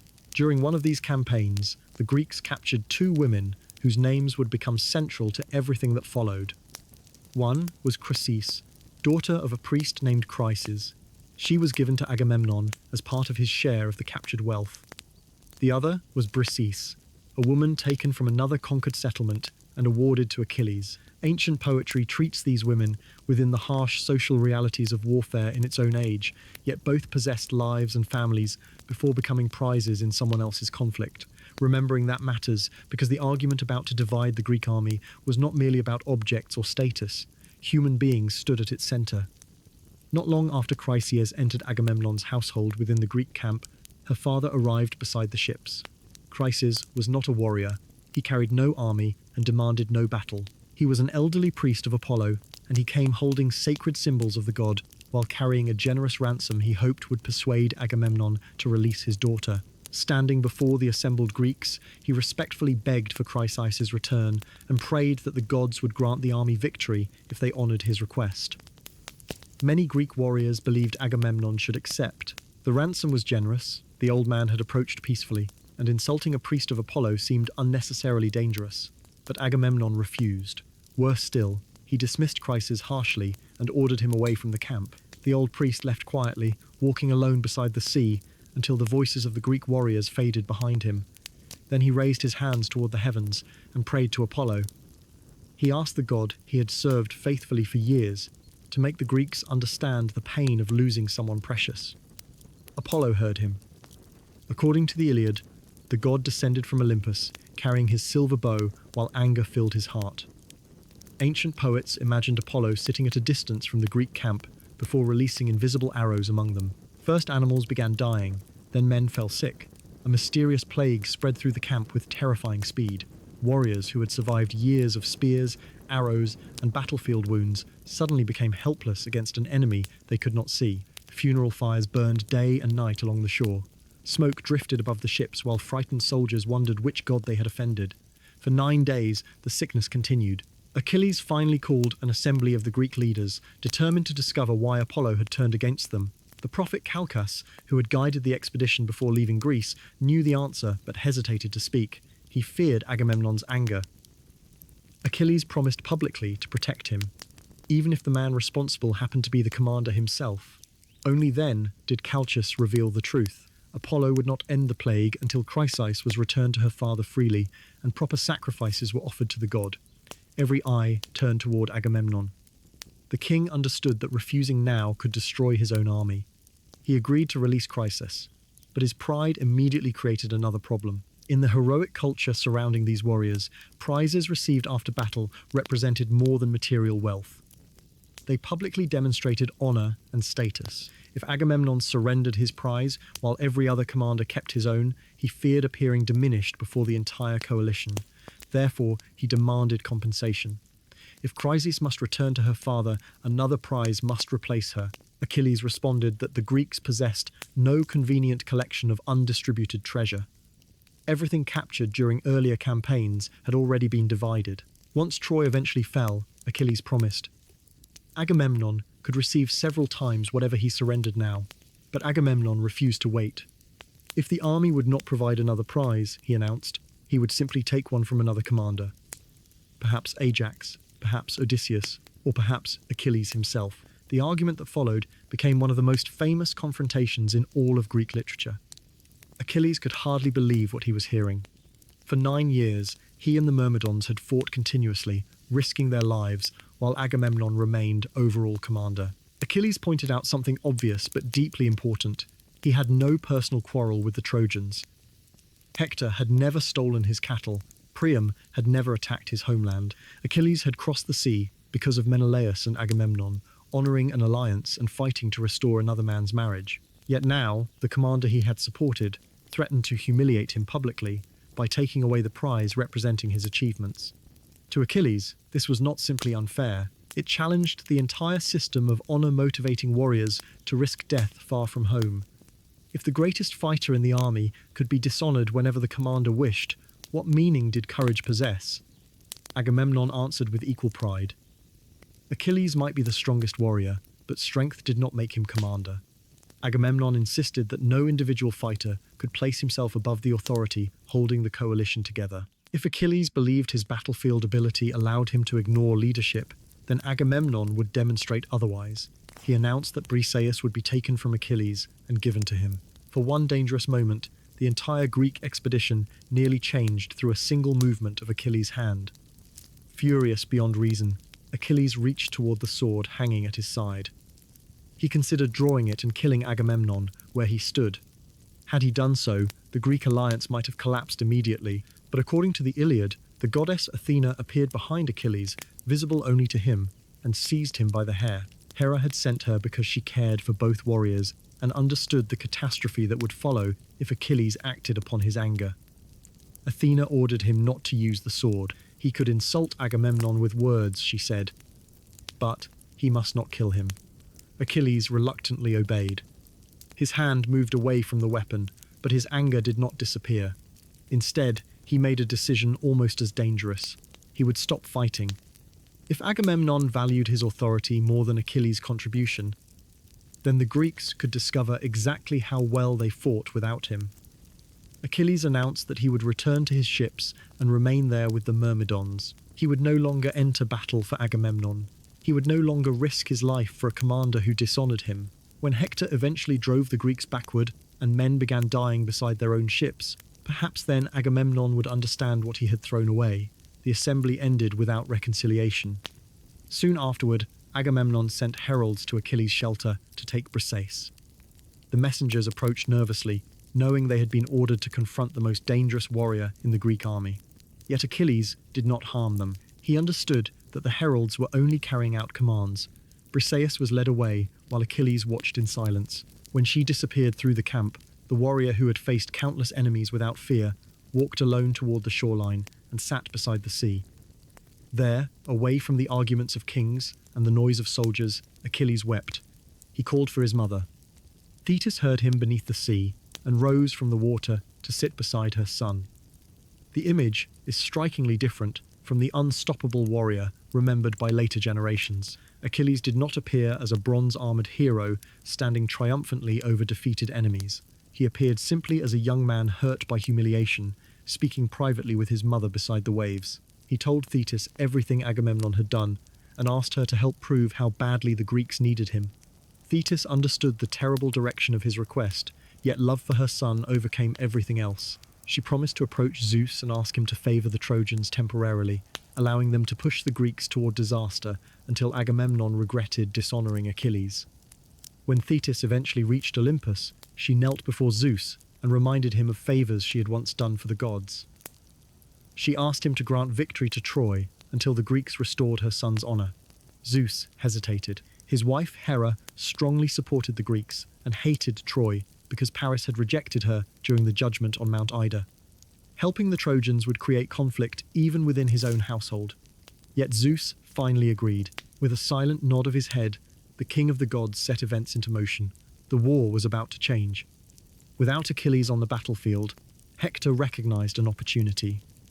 For years, the Trojans had learned to fear the appearance of the son of Peleus. Now, the famous armor remained beside the Greek ships, while the Myrmidons stayed away from battle. Hector gathered the Trojan forces and began attacking with renewed confidence. At first, the Greeks still possessed extraordinary warriors. Ajax stood like a fortress wherever fighting became most dangerous. Diomedes launched devastating attacks against Trojan lines. Odysseus fought with his usual combination of courage and intelligence. Agamemnon himself entered battle fiercely. Menelaus continued searching for opportunities to confront Paris, but the absence of Achilles changed the balance in ways that became increasingly difficult to ignore. During this period, the gods themselves became deeply involved in the fighting. Hera and Athena supported the Greeks, still carrying resentment toward Paris. Aphrodite protected Paris and other Trojans she loved. Apollo strongly favored Troy and repeatedly assisted Hector. Poseidon sometimes aided the Greeks, despite Zeus's instructions. Ares, god of brutal warfare, shifted according to his own unpredictable loyalties. Ancient listeners did not imagine the Trojan War merely as a human conflict. It became almost a reflection of divisions upon Olympus itself, with gods supporting different sides for reasons involving old grudges, family relationships, promises, and personal affection. Yet, despite divine intervention, ordinary human beings still paid the greatest price. One of the most remarkable warriors during Achilles' absence was Diomedes. Favored by Athena, he entered battle with extraordinary confidence, pushing Trojan forces backward and defeating one opponent after another. At one point, he wounded Aphrodite herself when she entered the battlefield attempting to rescue her son Aeneas. The goddess cried out and fled toward Olympus, astonished that a mortal had dared strike her. Later, with Athena's guidance, Diomedes even attacked Ares, forcing the god of war temporarily away from the battlefield. These episodes gave the fighting an almost dreamlike scale, where mortal courage and divine power briefly touched one another beneath the walls of Troy. Yet perhaps one of the most peaceful moments during these violent years occurred when Diomedes encountered the Lycian warrior Glaucus between the opposing armies. Before fighting, the two men exchanged information about their families, as heroic warriors sometimes did before duels. To their surprise, they discovered that their grandfathers had once shared a bond of guest friendship. The ancient relationship of Xenia extended across generations. Instead of fighting, Diomedes and Glaucus lowered their weapons and exchanged armor as a sign of friendship. For a brief moment, two men standing upon opposite sides of a massive war remembered that obligations older than the conflict still connected them. It was a small act, almost insignificant beside thousands of soldiers, yet perhaps that was exactly why ancient storytellers preserved it. Even inside war, humanity could sometimes survive. Back within Troy, Hector briefly returned through the city gates to ask the women of the royal household to pray to Athena. During this visit, he encountered Paris away from the battlefield and angrily reminded his brother that others were fighting and dying because of choices Paris had made. Paris accepted the criticism and prepared to return. Hector then went searching for Andromache and their young son Astyanax. He found them near the walls. The meeting that followed became one of the most tender scenes in the Iliad. Andromache had already lost much of her family to Achilles in earlier fighting. Hector was now everything remaining to her: husband, family, protector, and companion. She begged him not to return to battle. She suggested he defend the city from a safer position near the walls, rather than confronting the Greeks directly upon the plain. She understood his sense of duty, but she also understood what his death would mean for herself and their child. Hector listened.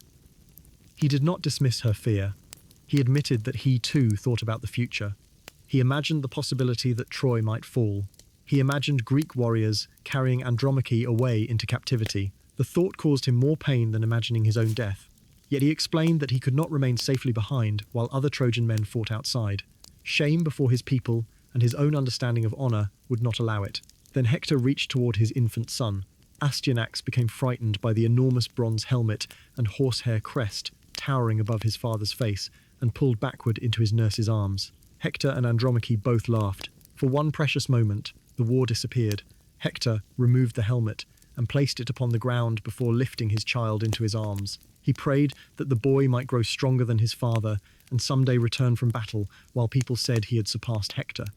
The prayer was beautiful and heartbreaking, because the audience listening to the Iliad already knew that Hector would not live to see his son grow older. After embracing Andromache one last time, Hector replaced his helmet and returned toward the battlefield. She walked home repeatedly, looking backward, already mourning a husband who was still alive. Meanwhile, conditions in the Greek camp continued deteriorating. Hector's forces pushed farther across the plain than they had in years. Trojan warriors began believing victory might finally be possible. Agamemnon gradually recognized the terrible mistake he had made. Pride had cost him the strongest warrior in Greece at exactly the moment Troy became most dangerous. At last he agreed to send an embassy to Achilles. Odysseus, Ajax, and Phoenix, an elderly mentor deeply loved by Achilles, traveled to the Myrmidon camp carrying an extraordinary offer. Agamemnon would return Briseis untouched. He would provide gold, valuable tripods, horses, women skilled in crafts, cities after the war, and even marriage into his own family if Achilles would return to battle. Under almost any ordinary understanding of heroic honor, the offer should have been enough. But Achilles had changed.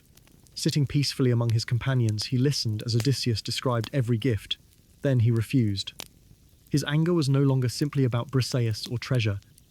Achilles had begun questioning the entire idea that had brought him to Troy. A brave warrior and a coward eventually died alike. The man who fought every day and the man who remained beside the ships could both return home with nothing but mortality waiting at the end. Achilles remembered the prophecy of his two possible futures. If he stayed at Troy, his glory would live forever, but his life would be short. If he sailed home, his fame would fade, but he could live many peaceful years. For perhaps the first time, the second future seemed beautiful. He told the embassy he might sail home. Odysseus, Ajax, and Phoenix returned to Agamemnon without him. The Greeks were alone, and Hector was coming. The following battles pushed Agamemnon's army closer and closer toward the sea. Great Greek warriors suffered wounds. Agamemnon was injured. Diomedes was forced away from the fighting. Odysseus was wounded.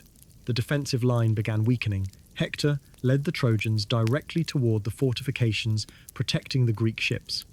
The battlefield that had remained safely across the plain for years now approached the place where the Greeks slept. Eventually, the Trojans broke through. Warriors poured toward the ships. Flames appeared. For the first time since arriving at Troy, the Greeks faced the terrifying possibility that Hector might burn their fleet and trap them forever upon the foreign shore. From his camp, Achilles could see the smoke. He could hear the fighting. Still, he refused to move.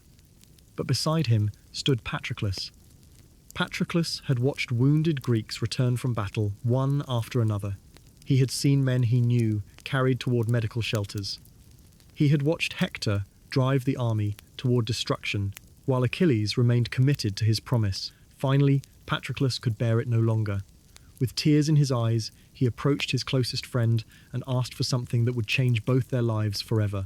If Achilles would not return to battle, Patroclus said, then perhaps he could borrow Achilles' armor. The Trojans might see the famous helmet and shield from a distance and believe Achilles himself had returned. Perhaps fear alone would push them away from the ships. Achilles listened. The plan seemed reasonable. He agreed. But before allowing Patroclus to leave, Achilles gave him one crucial warning. Drive the Trojans away from the ships. Save the Greek army. Then come back. Do not pursue Hector all the way toward Troy. Do not attempt to capture the city. Do not allow victory to make you forget the limits of the plan, Patroclus promised. Outside, the Trojans continued pressing toward the burning ships. Inside the Myrmidon camp, servants began fastening the armor of Achilles around another man's body. Soon, Hector would look across the battlefield and see the armor he feared most moving toward him once again. But the man inside it would not be Achilles. And before the sun set upon the coming battle, the entire Trojan War would change forever. As the flames from the burning Greek ships rose against the afternoon sky, Patroclus stood quietly while the armor of Achilles was fastened around his body piece by piece. The famous bronze breastplate reflected the firelight. The great helmet with its horsehair crest transformed his appearance, and the shield carried the unmistakable presence of the warrior every Trojan had learned to fear. Around him, the Myrmidons gathered in disciplined silence. Many had waited impatiently for months while Achilles remained withdrawn from the fighting, and now, at last, they would return to the battlefield. Yet the mood within the camp was not joyful. Everyone understood that Patroclus was entering battle under unusual circumstances, carrying another man's armor and another man's reputation. Achilles himself stood nearby, watching carefully, his anger toward Agamemnon still strong, but his concern for Patroclus stronger. Before the Myrmidons departed, Achilles repeated the warning he had already given. Save the ships. Drive the Trojans away. Do not continue toward the walls of Troy. Do not chase glory, simply because victory suddenly appears possible. Return safely. Patroclus listened and promised once again. At that moment, he had every intention of obeying. Ancient Greek tragedy often begins not because characters deliberately reject wisdom, but because events gradually carry them farther than they ever planned to go. When Patroclus emerged from the Greek camp wearing Achilles' armor, confusion spread almost immediately across the battlefield. Trojan warriors, fighting near the ships, caught sight of the familiar helmet and shining shield moving rapidly toward them. From a distance, there was no reason to doubt what they saw. Achilles had returned. The name alone carried years of fear. Men who had fought confidently only moments earlier suddenly began shouting warnings. The news moved through the Trojan ranks faster than any messenger could travel. Achilles was back. Achilles had abandoned his anger. Achilles had come to destroy them. The psychological effect was enormous.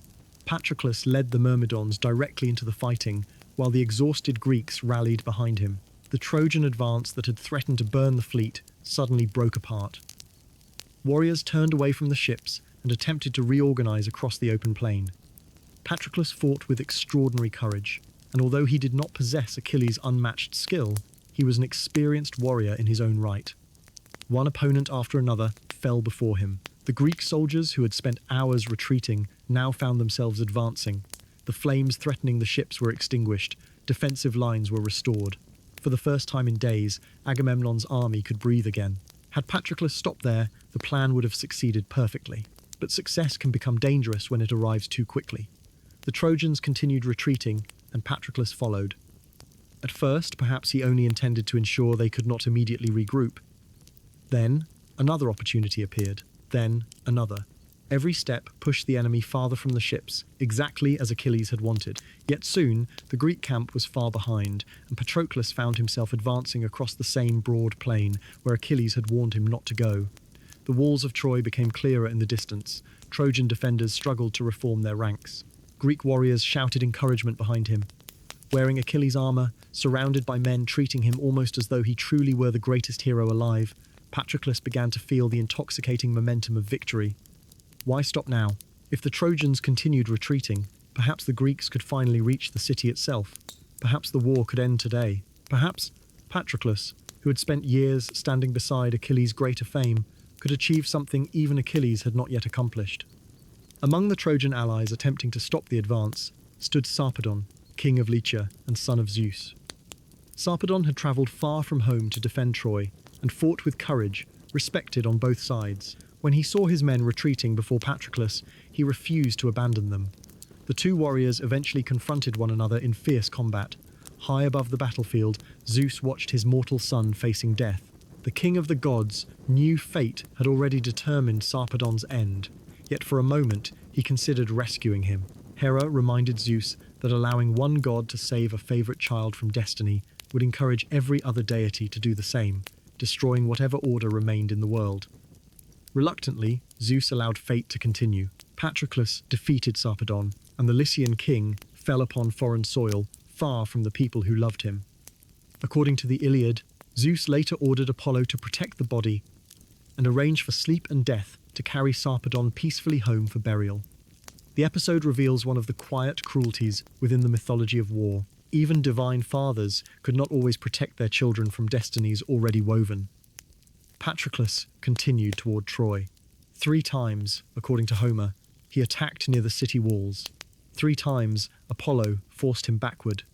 The god strongly supported Troy and understood that the city was not destined to fall through Patroclus. Yet the warrior, carried by excitement and momentum, continued pushing far beyond the limited mission Achilles had given him. On the 4th attempt, Apollo finally intervened more directly. Approaching invisibly from behind, the god struck Patroclus with overwhelming force. The blow stunned him. His helmet fell from his head and rolled through the dust. Something particularly ominous, because the helmet belonged to Achilles and had never before been struck from him in battle. The spear in Patroclus's hand shattered. The shield slipped away. For a brief moment he stood exposed and disoriented, no longer protected by the terrifying appearance that had frightened the Trojan army.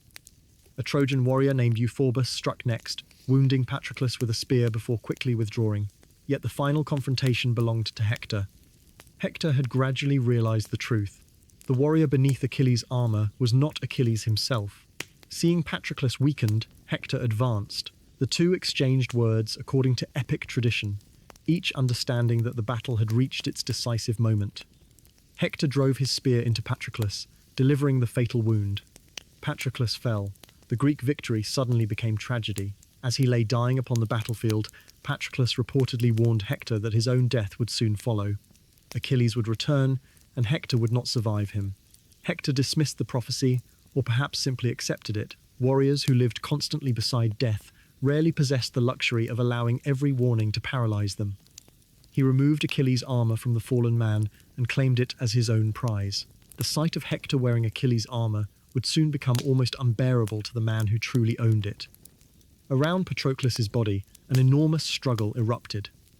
The Greeks refused to allow the Trojans to carry him away and dishonor his remains.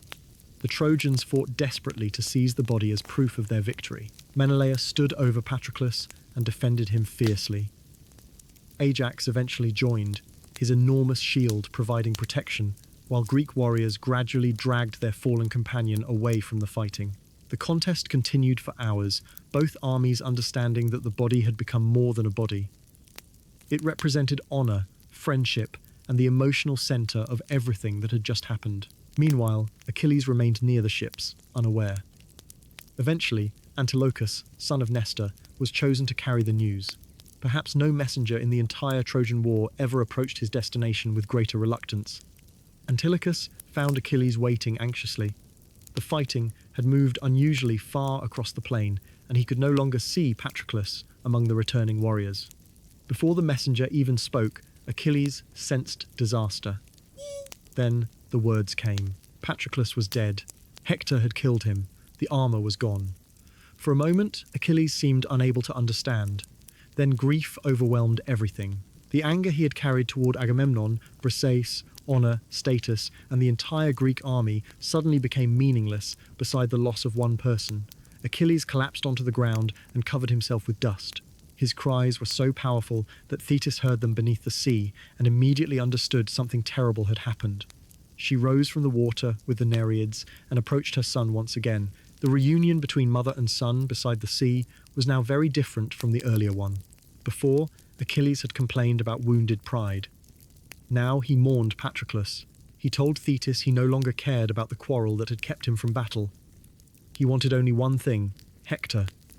Thetis listened with heartbreak because she knew the prophecy surrounding her son's life. If Achilles killed Hector, his own death would follow soon afterward, she reminded him gently.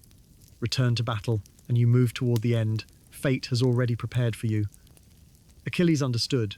This time, he did not hesitate. He no longer wanted the long, peaceful life available if he returned home. Without Patroclus, that future had lost much of its meaning. He would stay, he would fight, he would kill Hector, and he would accept whatever came afterward. There remained one practical problem. Hector now possessed Achilles' original armour. Thetis therefore travelled to the workshop of Hephaestus, divine craftsman of Olympus, and asked him to create new armour worthy of her son.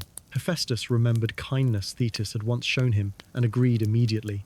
Throughout the night, the god worked beside blazing divine furnaces. He shaped bronze, tin, gold, and silver into equipment no mortal craftsman could possibly equal. The greatest piece was the shield. Homer devotes an extraordinary amount of attention to the shield of Achilles because it contains almost an entire world upon its surface. Hephaestus did not decorate it only with scenes of war. He created cities at peace and cities under siege, weddings, legal disputes, farmers ploughing fields, workers harvesting grain, vineyards filled with fruit, cattle walking beside rivers, young people dancing, stars turning across the heavens, and the great ocean surrounding everything appeared upon the shield. Achilles, preparing to return to the most violent battlefield imaginable, would carry an image of ordinary human life upon his arm. Perhaps that is one reason the description has survived so powerfully. War occupies only part of the world. Beyond it, people still marry, farm, dance, argue, harvest, sing, and watch the stars. When Thetis returned with the new armour, the Greeks gathered in amazement. Achilles himself looked upon it almost like something alive. Then he called an assembly. For the first time since the argument that divided the army, Achilles and Agamemnon stood before one another publicly. Neither man could undo what had happened. Patroclus would not return simply because pride finally softened. Yet Achilles declared that his anger was finished. He would fight again. Agamemnon admitted his mistake, though in the language of epic kings he partly blamed divine delusion for clouding his judgment. He returned Briseis and offered the promised gifts. Briseis herself mourned Patroclus deeply because he had treated her with kindness during a period when nearly everything familiar had been taken from her. Her grief reminds us again that the story surrounding Achilles was never experienced only by warriors. Food was prepared for the army, but Achilles refused to eat. He wanted battle immediately. Athena, according to the poem, secretly sustained him so that grief and fasting would not weaken his body. Then, Achilles, dressed in the new armour. One piece at a time. Greaves covered his legs. The divine breastplate settled across his chest. The enormous shield rested upon his arm. The helmet shone with supernatural brilliance. Finally, he took the great spear inherited from his father, Peleus, a weapon so heavy that no other Greek warrior could handle it properly. The transformation was complete. The man who had sat beside the ships refusing to fight was gone. What returned to the battlefield was grief given armor. When Achilles stepped forward, the Greek army felt hope. The Trojans felt something very different. Hector heard the news Achilles had returned, and everyone understood exactly why. The next stage of the war would no longer revolve around Helen, Menelaus, or Agamemnon. It would narrow toward two men, Achilles and Hector. One fighting because he had lost the person closest to him, the other fighting because an entire city stood behind his shield. Their meeting had become unavoidable. And before long, beneath the walls of Troy, the greatest duel of the entire war would finally begin. The morning after Patroclus' death arrived beneath a sky that seemed almost unnaturally calm, as though the world itself had not yet understood how profoundly the war had changed during the previous day. Beyond the Greek camp, The broad plain stretched toward the walls of Troy, exactly as it had for nearly 10 years. The grass is moving gently beneath the early breeze, while the first rays of sunlight touched the towers where Trojan guards stood, watching the enemy shoreline.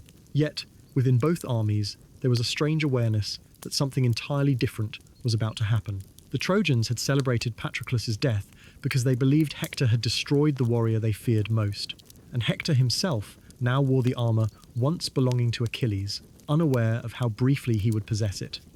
The Greeks, meanwhile, had spent the night mourning beside the body of Patroclus, while rumors traveled from shelter to shelter that Achilles had finally abandoned his quarrel with Agamemnon.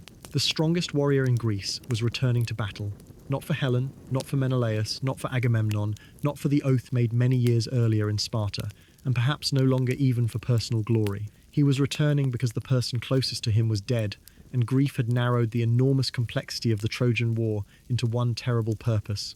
Hector must die. When Achilles emerged, wearing the armor created by Hephaestus, the sight silenced even experienced warriors who had fought beside him for years. The bronze appeared almost alive beneath the rising sun, and the enormous shield carried images not simply of conflict, but of the entire human world. Cities celebrating weddings, farmers harvesting fields, young people dancing, herds moving through peaceful countryside, stars turning overhead, and the great ocean surrounding everything. It was an extraordinary object for a man now completely consumed by war to carry, almost as though the gods wished to remind him that beyond this battlefield there remained a world filled with ordinary life. Achilles seemed barely aware of it. His attention remained fixed upon Troy. Before leaving, he stood beside Patroclus one final time and promised that Hector would pay for what had happened. Then he turned toward the battlefield. The Myrmidons followed, the Greeks moved behind them, and across the plain, Trojan warriors watching from a distance recognized immediately that something terrible had returned. Achilles fought that day with a fury unlike anything the war had previously seen. Trojans, who had confidently advanced toward the Greek ships only hours earlier, now scattered before him. Ancient poetry describes his movements almost less like those of a mortal warrior, and more like a force of nature passing through the battlefield. He pursued enemies toward the river Scamander, where so many warriors attempted to escape that the river itself became filled with bodies and armor. Here, the mythology grows almost dreamlike. Achilles fought the river god Scamander himself, after the deity became furious that so many dead warriors polluted his waters. The river rose around Achilles, currents pulling against his legs, while great waves threatened to overwhelm even the strongest Greek hero. For perhaps one of the only times during his return, Achilles faced something his spear could not simply defeat. Hera eventually sent Hephaestus to protect him, and divine fire forced the river god back, allowing the warrior to continue toward Troy. Whether ancient listeners imagined a literal battle between man and river, or heard within it some symbolic reflection upon a warrior whose violence had become too great even for nature itself, the message remained powerful. Achilles' grief no longer possessed ordinary limits. He pushed forward until most of the surviving Trojans fled desperately through the city gates. Priam ordered the great doors opened just long enough for the defenders to escape inside before the Greeks reached them. Men poured through beneath arrows and shouted warnings, while guards prepared to close the gates the moment the last warriors entered. Almost everyone reached safety. Almost everyone, except Hector. He remained outside. From the walls, Priam saw his son standing alone upon the plain and understood immediately what was approaching. Far away Achilles advanced through the dust, divine armor shining beneath the afternoon sun. Priam stretched his hands toward Hector and begged him to come inside. The elderly king had already lost many sons during the war and could not bear to lose the greatest of them while watching helplessly from the walls. Queen Hecuba appeared beside him and pleaded as well, reminding Hector of the mother who had raised him from infancy. Behind the gates waited Andromache and Astyanax, although they did not yet know exactly what was unfolding outside. Hector heard the voices. For a moment, he considered obeying. He understood the difference between himself and Achilles. He had fought magnificently throughout the war and remained Troy's greatest defender. Yet everyone knew Achilles possessed an ability beyond ordinary warriors.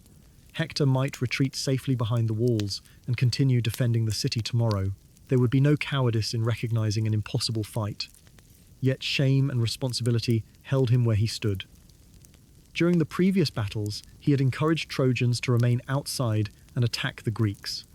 Many had died because they trusted his judgment. Could he now run behind the walls simply because the strongest enemy had returned? Another thought entered his mind. Perhaps he could approach Achilles without weapons and negotiate. He might offer to return Helen and the treasures taken from Sparta, ending the war before more people died. But Hector quickly understood the reality. Achilles did not approach like a man interested in negotiation.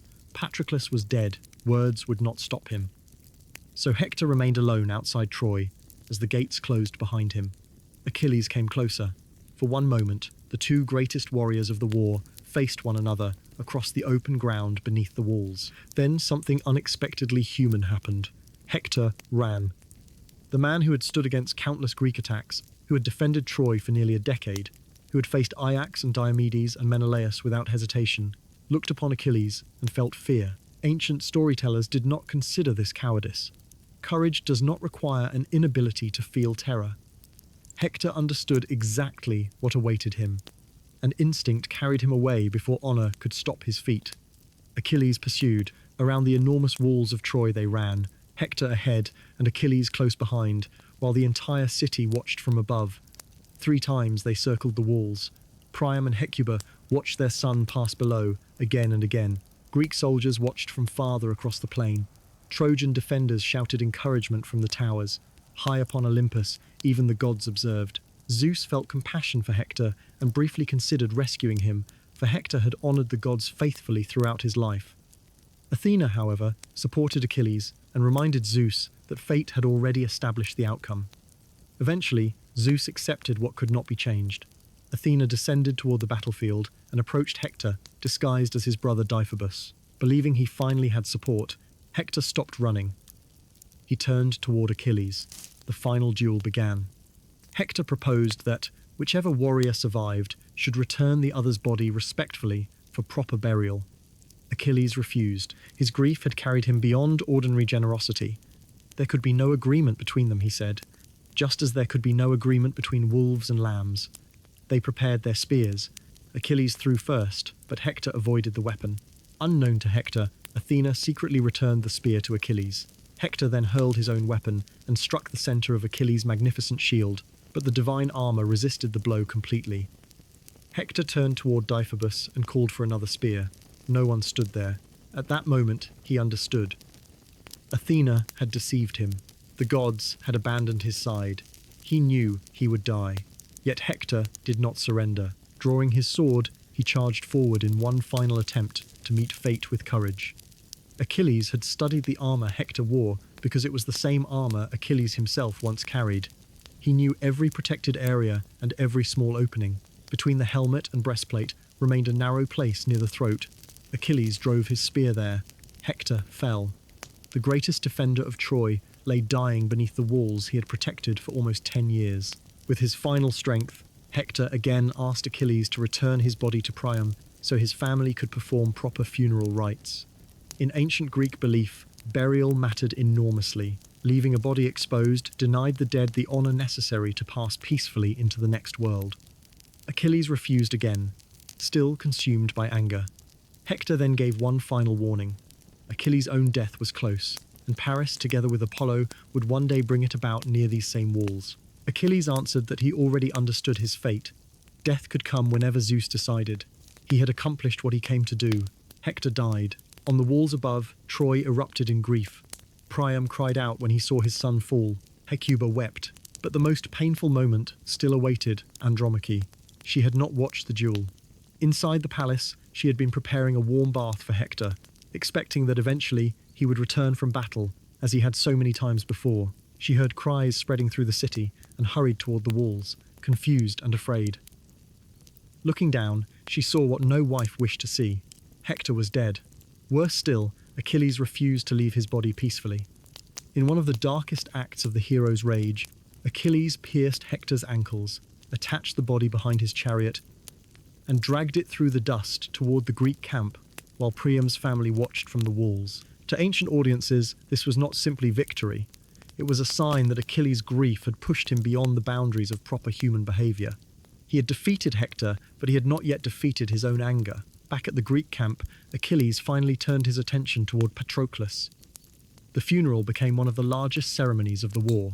The body was prepared carefully, while warriors mourned beside it. Animals were sacrificed according to ancient custom, and treasured possessions were placed upon the great funeral pyre. Achilles cut a lock of his own hair and offered it to his fallen companion, abandoning a promise that the hair would someday be dedicated to a river god after his safe return home, because Achilles now understood he would never return. The pyre burned through the night. When morning came, the Greeks gathered Patroclus's bones and placed them inside a golden vessel, intending that Achilles' remains would eventually rest beside them. Then, Achilles organized funeral games in Patroclus's honor. Chariot races, boxing, wrestling, running, armed combat, archery, and other contests brought the great warriors together, not for killing, but for athletic competition. Prizes were distributed generously, and for a brief time the camp remembered another form of heroic glory, one measured by skill without death.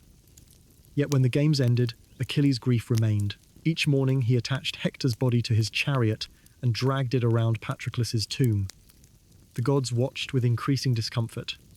Apollo protected Hector's body from decay and damage, refusing to allow one of Troy's most faithful defenders to be completely dishonored. Eventually, Zeus decided the situation could continue no longer. Thetis approached Achilles and told him that the gods wished Hector's body returned. At the same time, the goddess Iris travelled secretly into Troy with an astonishing instruction for King Priam. The elderly king himself must enter the Greek camp and ask Achilles to return his son. The idea horrified Priam's family. The Greek camp contained thousands of enemies. Achilles had killed countless Trojan sons. How could their king possibly walk directly into the shelter of the man who had killed Hector? But Priam understood that leaving his son's body without burial was unbearable. He prepared magnificent ransom, gifts, gold, precious fabrics, valuable vessels, and treasures worthy of a prince, and climbed into a wagon, accompanied by an elderly herald. Under cover of darkness, they left Troy. According to the Iliad, Hermes himself guided them safely through the Greek lines, disguising his divine identity, while helping the old men pass guards who otherwise might have stopped them. At last, Priam reached Achilles' shelter. What happened next became perhaps the most extraordinary scene in the entire Trojan War. Achilles sat inside, surrounded by companions, when an elderly stranger entered unexpectedly. Before anyone could react, Priam moved toward the warrior, fell to his knees, embraced the hands that had killed Hector, and kissed them. Achilles stared in astonishment. Then Priam spoke. He did not begin by offering gold. He did not threaten revenge. He asked Achilles to remember his own father, Peleus, now growing old far away in Greece. Perhaps at that very moment, Peleus still hoped his son might one day return. Priam, too, was an old father. He had once possessed many sons. Achilles had killed several of them. Hector, the greatest among them, now lay outside unburied. Priam asked only for the chance to take his child home. "I have endured what no other father should endure," he told Achilles. "In essence, I have kissed the hands of the man who killed my son." Something inside Achilles finally broke open.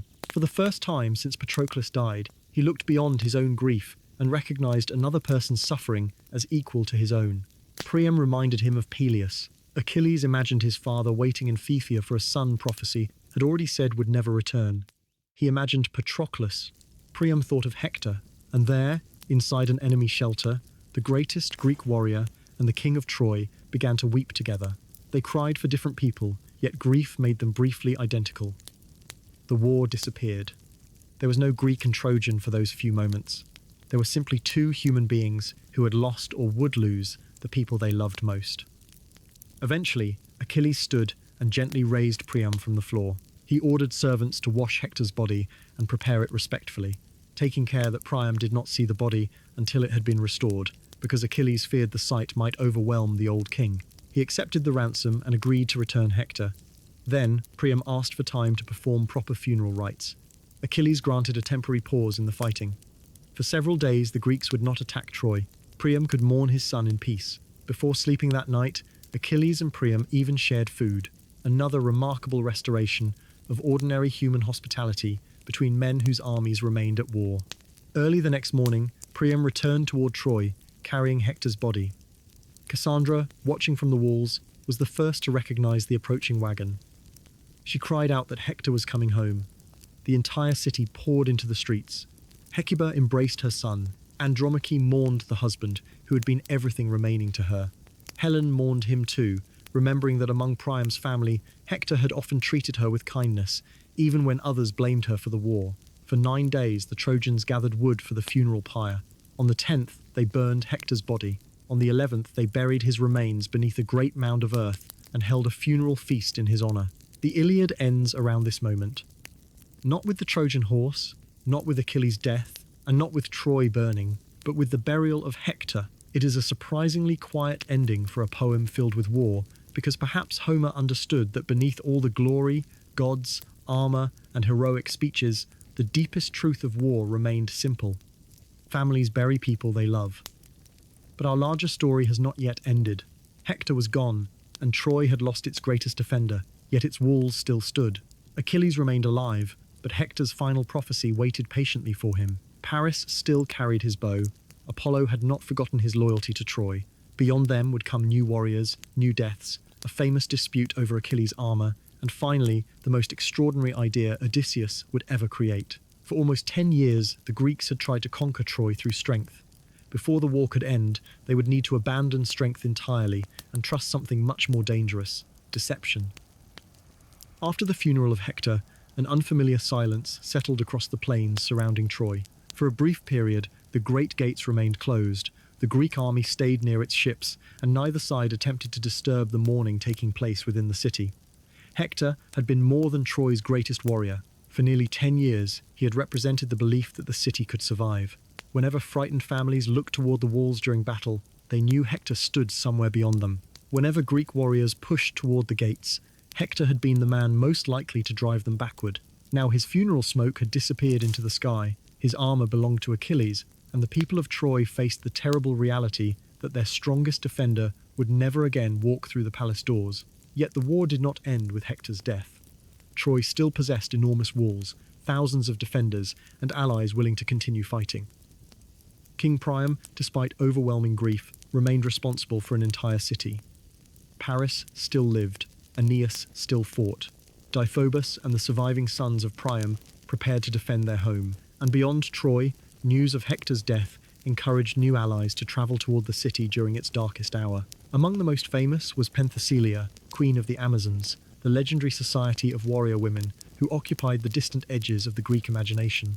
Penthesilea arrived with a group of skilled fighters and immediately restored a small measure of confidence among the exhausted Trojans. Ancient storytellers portrayed her as courageous, swift, and formidable, capable of confronting Greek warriors who had survived nearly a decade of war. When battle resumed, the Amazons entered the plain beside the Trojans, and for a time, Penthesilea seemed almost capable of reversing the momentum created by Hector's death. Greek warriors fell before her spear, Trojan soldiers rallied behind her, and from the walls people watched with renewed hope. But Achilles still lived. Eventually, the two warriors met. Their duel became another legendary episode of the Trojan cycle. Penthesilea fought fiercely, yet Achilles ultimately defeated her. According to later traditions, when he removed her helmet after delivering the fatal wound, he was struck by sorrow at the sight of the warrior he had just killed. Some poets transformed the moment into sudden, tragic admiration, or even love arriving one heartbeat too late. Whether understood romantically or simply as another moment when Achilles recognized humanity within an enemy, the story continued the transformation that had begun when Priam entered his shelter. Achilles could still kill with extraordinary effectiveness, but after Patroclus and Hector, he no longer seemed capable of viewing death as simply another path toward glory. Every victory carried another reminder of how little remained between heroism and grief. Soon, another powerful ally arrived at Troy, Memnon, king of the Ethiopians and son of the dawn goddess Eos. Like Achilles, Memnon possessed a divine mother and a mortal father, creating a striking parallel between the two warriors. He came leading an impressive army and quickly established himself as one of the greatest fighters remaining on the Trojan side. During battle, Memnon confronted Antilochus, the young son of Nestor, who had once carried the terrible news of Patroclus's death to Achilles. Antilochus had become close to Achilles, and when Memnon killed him, another person, valued by the son of Peleus, disappeared into the growing collection of losses surrounding the war. Achilles challenged Memnon, high above, Thetis and Eos watched their sons fight while Zeus weighed their destinies. Once again, fate favored Achilles. Memnon fell. Eos mourned. And according to beautiful later traditions, the morning dew represented the tears she continued shedding for her lost son. Achilles had now defeated Hector, Penthesilea, and Memnon, three of the greatest warriors who stood between Greece and Troy. Yet every victory carried him closer to the prophecy he had knowingly accepted. Thetis understood it, Achilles understood it. Even Hector's final words had reminded him his death would come soon, and Paris would somehow be involved. Still, Achilles continued fighting. He had chosen the short life of glory long ago, and after Patroclus died, there was little remaining temptation to abandon Troy and seek peaceful old age. One day, during another fierce attack near the city, Achilles pursued Trojan warriors toward the gates. Accounts of what followed vary because the earliest complete epics describing Achilles' death have been lost, leaving later poets and mythographers to preserve different traditions. Yet the most famous version tells us that Paris finally raised his bow. Paris had never possessed Hector's reputation in close combat, but he was an excellent archer, and bows could kill even the greatest warrior from a distance. According to myth, Apollo guided the arrow. The god had long supported Troy and had repeatedly opposed Achilles. Paris released the bowstring. The arrow flew across the battlefield and struck Achilles in the heel, the vulnerable place later tradition identified as the only part of his body untouched when Thetis dipped him into the river Styx. Whether the ancient hero was truly imagined as physically invulnerable everywhere else is less important than the power the story eventually gained. The strongest warrior in the world possessed one tiny weakness, and from that legend, humanity inherited the phrase, Achilles' heel. Achilles staggered. Some versions suggest he continued fighting even after being struck, killing enemies while the poison or wound slowly overcame him. Others imagine his death occurring quickly. Whatever the details, the impossible finally happened. Achilles fell beneath the walls of Troy. For a moment, perhaps both armies struggled to believe what they had witnessed. The warrior, whose name had terrified Troy for nearly 10 years, lay motionless upon the same plain where Hector had died. Paris had accomplished what countless spearmen, kings, monsters of battle, and even a river god had failed to achieve. Yet there was little time for celebration because the Greeks immediately fought desperately to recover Achilles' body. Ajax and Odysseus became especially important during the struggle. Ajax defended the fallen hero with his enormous shield, while Odysseus helped hold back Trojan attackers, and together they eventually carried Achilles safely toward the Greek camp. When news reached Thetis, she came from the sea, accompanied by the Nereids, to mourn the child she had spent his entire life trying to protect from exactly this fate. The Greeks prepared an enormous funeral. Achilles' body was placed upon a magnificent pyre, while warriors remembered the man whose anger, courage, grief, friendship, and contradictions had shaped the war more than almost anyone else. According to tradition, after the fire faded, his bones were gathered and placed together with those of Patroclus, fulfilling the intention that the companions who had fought beside one another in life should remain together after death. A great burial mound was raised beside the sea, where sailors passing the Trojan coast could see it from far away. The warrior had chosen a short life in exchange for everlasting remembrance. More than 3,000 years later, people still speak his name. Yet Achilles' death immediately created another problem. His magnificent armor, forged by Hephaestus himself, needed a new owner. Only two warriors possessed claims strong enough to be considered: Ajax and Odysseus. Ajax believed the armor obviously belonged to him. He had been among the strongest Greeks throughout the entire war, second only to Achilles in physical power. He had repeatedly defended the ships, rescued fallen companions, fought Hector, and protected Achilles' body after death. To Ajax, awarding the armor elsewhere would be an unbearable insult. Odysseus possessed a different claim. He too had fought to recover Achilles, but his contribution to the Greek cause extended beyond physical combat. His intelligence had recruited Achilles at Skyros, maintained alliances, negotiated difficult disputes, conducted dangerous missions, and repeatedly saved the army through strategy. The Greek leaders needed to decide which form of heroism deserved Achilles' armor, strength or intelligence. After debate, the armor was awarded to Odysseus. Ajax was devastated. For nearly 10 years he had fought without hesitation. When Achilles withdrew, Ajax had remained. When Hector attacked the ships, Ajax had defended them. When Patroclus died, Ajax helped recover his body. When Achilles fell, Ajax had stood above him beneath a storm of Trojan weapons. Now the greatest symbol of heroic honor had been given to another man. Ancient tragedy describes what followed with heartbreaking intensity. Ajax's humiliation transformed into rage. He planned to kill the Greek commanders he believed had dishonored him. But Athena, protecting Odysseus and the army, clouded Ajax's mind. Instead of attacking the leaders, he slaughtered livestock while imagining them to be his enemies. When sanity returned and he saw what he had done, shame overwhelmed him.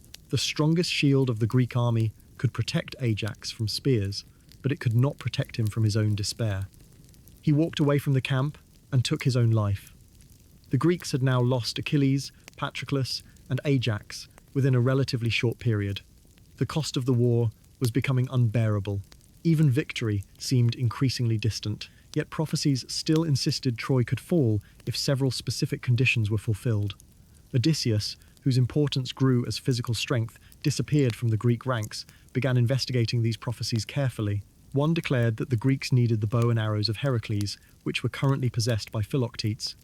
Years earlier, during the journey toward Troy, Philoctetes had suffered a terrible snakebite that produced an infected wound. The smell and his constant cries of pain became so difficult for the expedition that the Greeks abandoned him upon the island of Lemnos. It had been a cruel decision, and now they needed the very man they had discarded. Odysseus and other representatives travelled back to find him. Understandably, Philoctetes wanted nothing to do with the men who had left him alone for years. Different versions describe how he was eventually persuaded or tricked into returning, but return he did, carrying the legendary bow of Heracles. Once at Troy, his wound was healed, traditionally by the sons of Asclepius. Soon afterward, Philoctetes entered battle. His most important target was Paris. The prince whose judgment of the goddesses had begun the chain of events leading toward the war, now faced the weapon, once belonging to one of Greece's greatest heroes. Philoctetes released an arrow and struck Paris. Because the arrows of Heracles had been poisoned with the venom of the Hydra, the wound could not easily be treated. Paris understood that only one person might save him, Oenone, a nymph who had loved him before he abandoned her after Aphrodite promised him Helen. Oenone possessed knowledge of healing and had once warned Paris never to forget her, because someday he might return desperately needing her help. Now that day had arrived. Paris was carried toward her and begged for treatment, but Oenone remembered the pain of being abandoned. She refused. By the time regret overcame her and she decided to help, it was too late. Paris died. Some versions say Oenone, devastated by what she had allowed to happen, later ended her own life beside his funeral pyre. Thus, the man whose choice had helped begin the Trojan War did not survive to see its ending. Helen remained inside Troy, but Paris was gone. According to tradition, she was later married to another son of Priam, Deiphobus, keeping her within the royal household and ensuring the Greeks still had reason to continue their campaign. Another prophecy required the Greeks to obtain the Palladium, a sacred image of Athena kept inside Troy and believed to protect the city from conquest. As long as the Palladium remained within the walls, Troy could not fall. Once again, Odysseus became central. Together with Diomedes, he secretly entered the city under cover of darkness. Some stories describe Odysseus disguising himself as a beggar, allowing him to move through Trojan streets without recognition. Helen reportedly recognized him, but chose not to expose him, perhaps revealing that after years within Troy, her loyalties had become increasingly complicated. Odysseus and Diomedes eventually located the Palladium and stole it, carrying the sacred object safely back to the Greek camp. Another layer of Troy's supernatural protection had disappeared, yet, even with Paris dead, Achilles avenged, Heracles' bow recovered, and the Palladium stolen, the walls still stood. The Greeks had fulfilled prophecies, won countless battles, killed Troy's greatest defenders, and spent nearly 10 years beside the sea, but they remained outside the city. Their greatest warriors were disappearing, one after another. Hector was dead, Achilles was dead, Ajax was dead, Patroclus was dead, Antilochus was dead, Sarpedon and Memnon were dead, Paris was dead. An entire heroic generation was destroying itself beneath walls that seemed indifferent to everyone buried around them. At last, the Greek commanders began confronting a question they had avoided for years. What if Troy could not be defeated through battle at all? What if another 10 years of fighting changed nothing? Agamemnon could order another assault. Diomedes could kill another 100 defenders.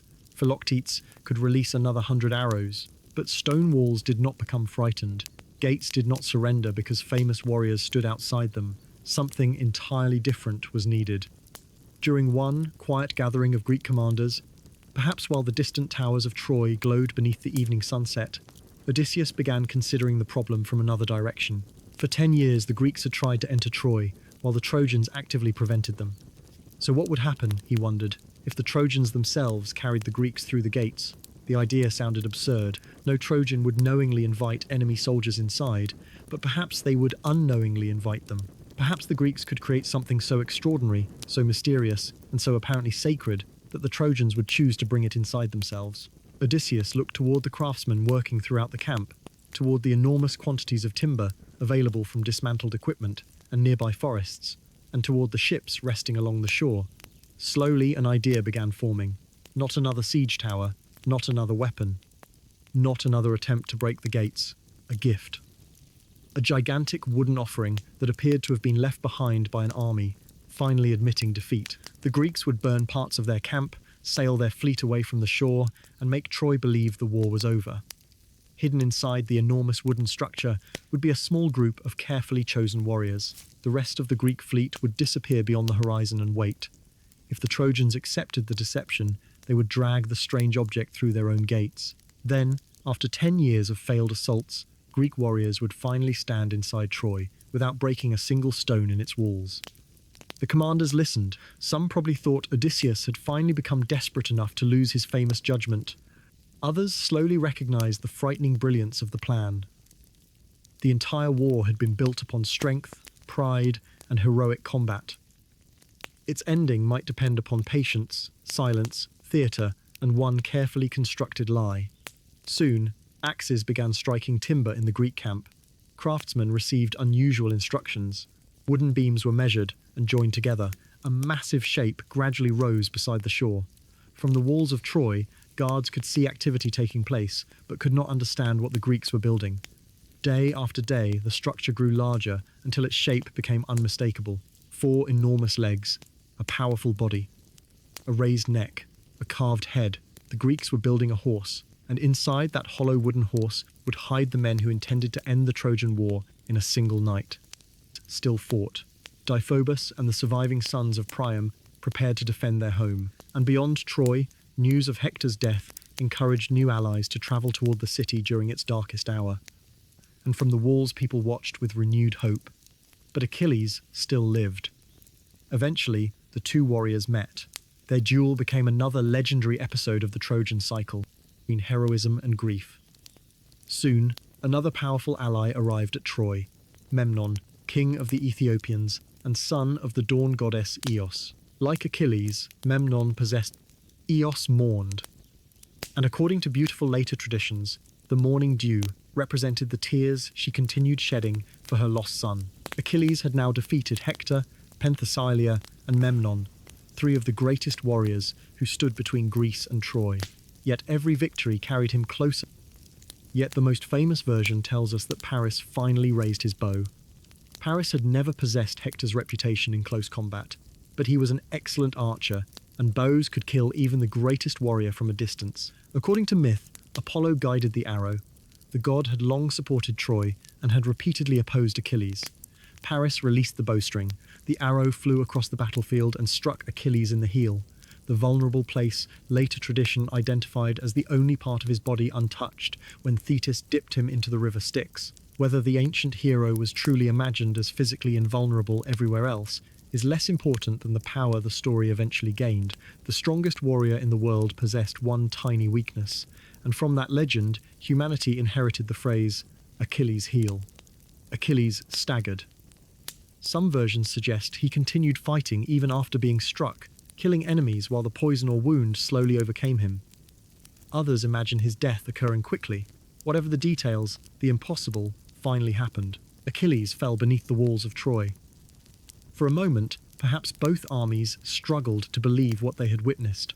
The warrior, whose name had terrified Troy for nearly 10 years, lay motionless upon the same plain where Hector had died. Paris had accomplished what countless spearmen, kings, monsters of battle, and even a river god had failed to achieve. Yet there was little time for celebration because the Greeks immediately fought desperately to recover Achilles' body. Ajax and Odysseus became especially important during the struggle. Ajax defended the fallen hero with his enormous shield, while Odysseus helped hold back Trojan attackers, and together they eventually carried Achilles safely toward the Greek camp. When news reached Thetis, she came from the sea, accompanied by the Nereids, to mourn the child she had spent his entire life trying to protect from exactly this fate. The Greeks prepared an enormous funeral. Achilles' body was placed upon a magnificent pyre, while warriors remembered the man whose anger, courage, grief, friendship, and contradictions had shaped the war more than almost anyone else. According to tradition, after the fire faded, his bones were gathered and placed together with those of Patroclus, fulfilling the intention that the companions who had fought beside one another in life should remain together after death. A great burial mound was raised beside the sea, where sailors passing the Trojan coast could see it from far away. The warrior had chosen a short life in exchange for everlasting remembrance. More than 3,000 years later, people still speak his name. Yet Achilles' death immediately created another problem. His magnificent armor, forged by Hephaestus himself, needed a new owner. Only two warriors possessed claims strong enough to be considered: Ajax and Odysseus. Ajax believed the armor obviously belonged to him. He had been among the strongest Greeks throughout the entire war, second only to Achilles in physical power. He had repeatedly defended the ships, rescued fallen companions, fought Hector, and protected Achilles' body after death. To Ajax, awarding the armor elsewhere would be an unbearable insult. Odysseus possessed a different claim. He too had fought to recover Achilles, but his contribution to the Greek cause extended beyond physical combat. His intelligence had recruited Achilles at Skyros, maintained alliances, negotiated difficult disputes, conducted dangerous missions, and repeatedly saved the army through strategy. The Greek leaders needed to decide which form of heroism deserved Achilles' armor, strength or intelligence. After debate, the armor was awarded to Odysseus. Ajax was devastated. For nearly 10 years he had fought without hesitation. When Achilles withdrew, Ajax had remained. When Hector attacked the ships, Ajax had defended them. When Patroclus died, Ajax helped recover his body. When Achilles fell, Ajax had stood above him beneath a storm of Trojan weapons. Now the greatest symbol of heroic honor had been given to another man. Ancient tragedy describes what followed with heartbreaking intensity. Ajax's humiliation transformed into rage. He planned to kill the Greek commanders he believed had dishonored him. But Athena, protecting Odysseus and the army, clouded Ajax's mind.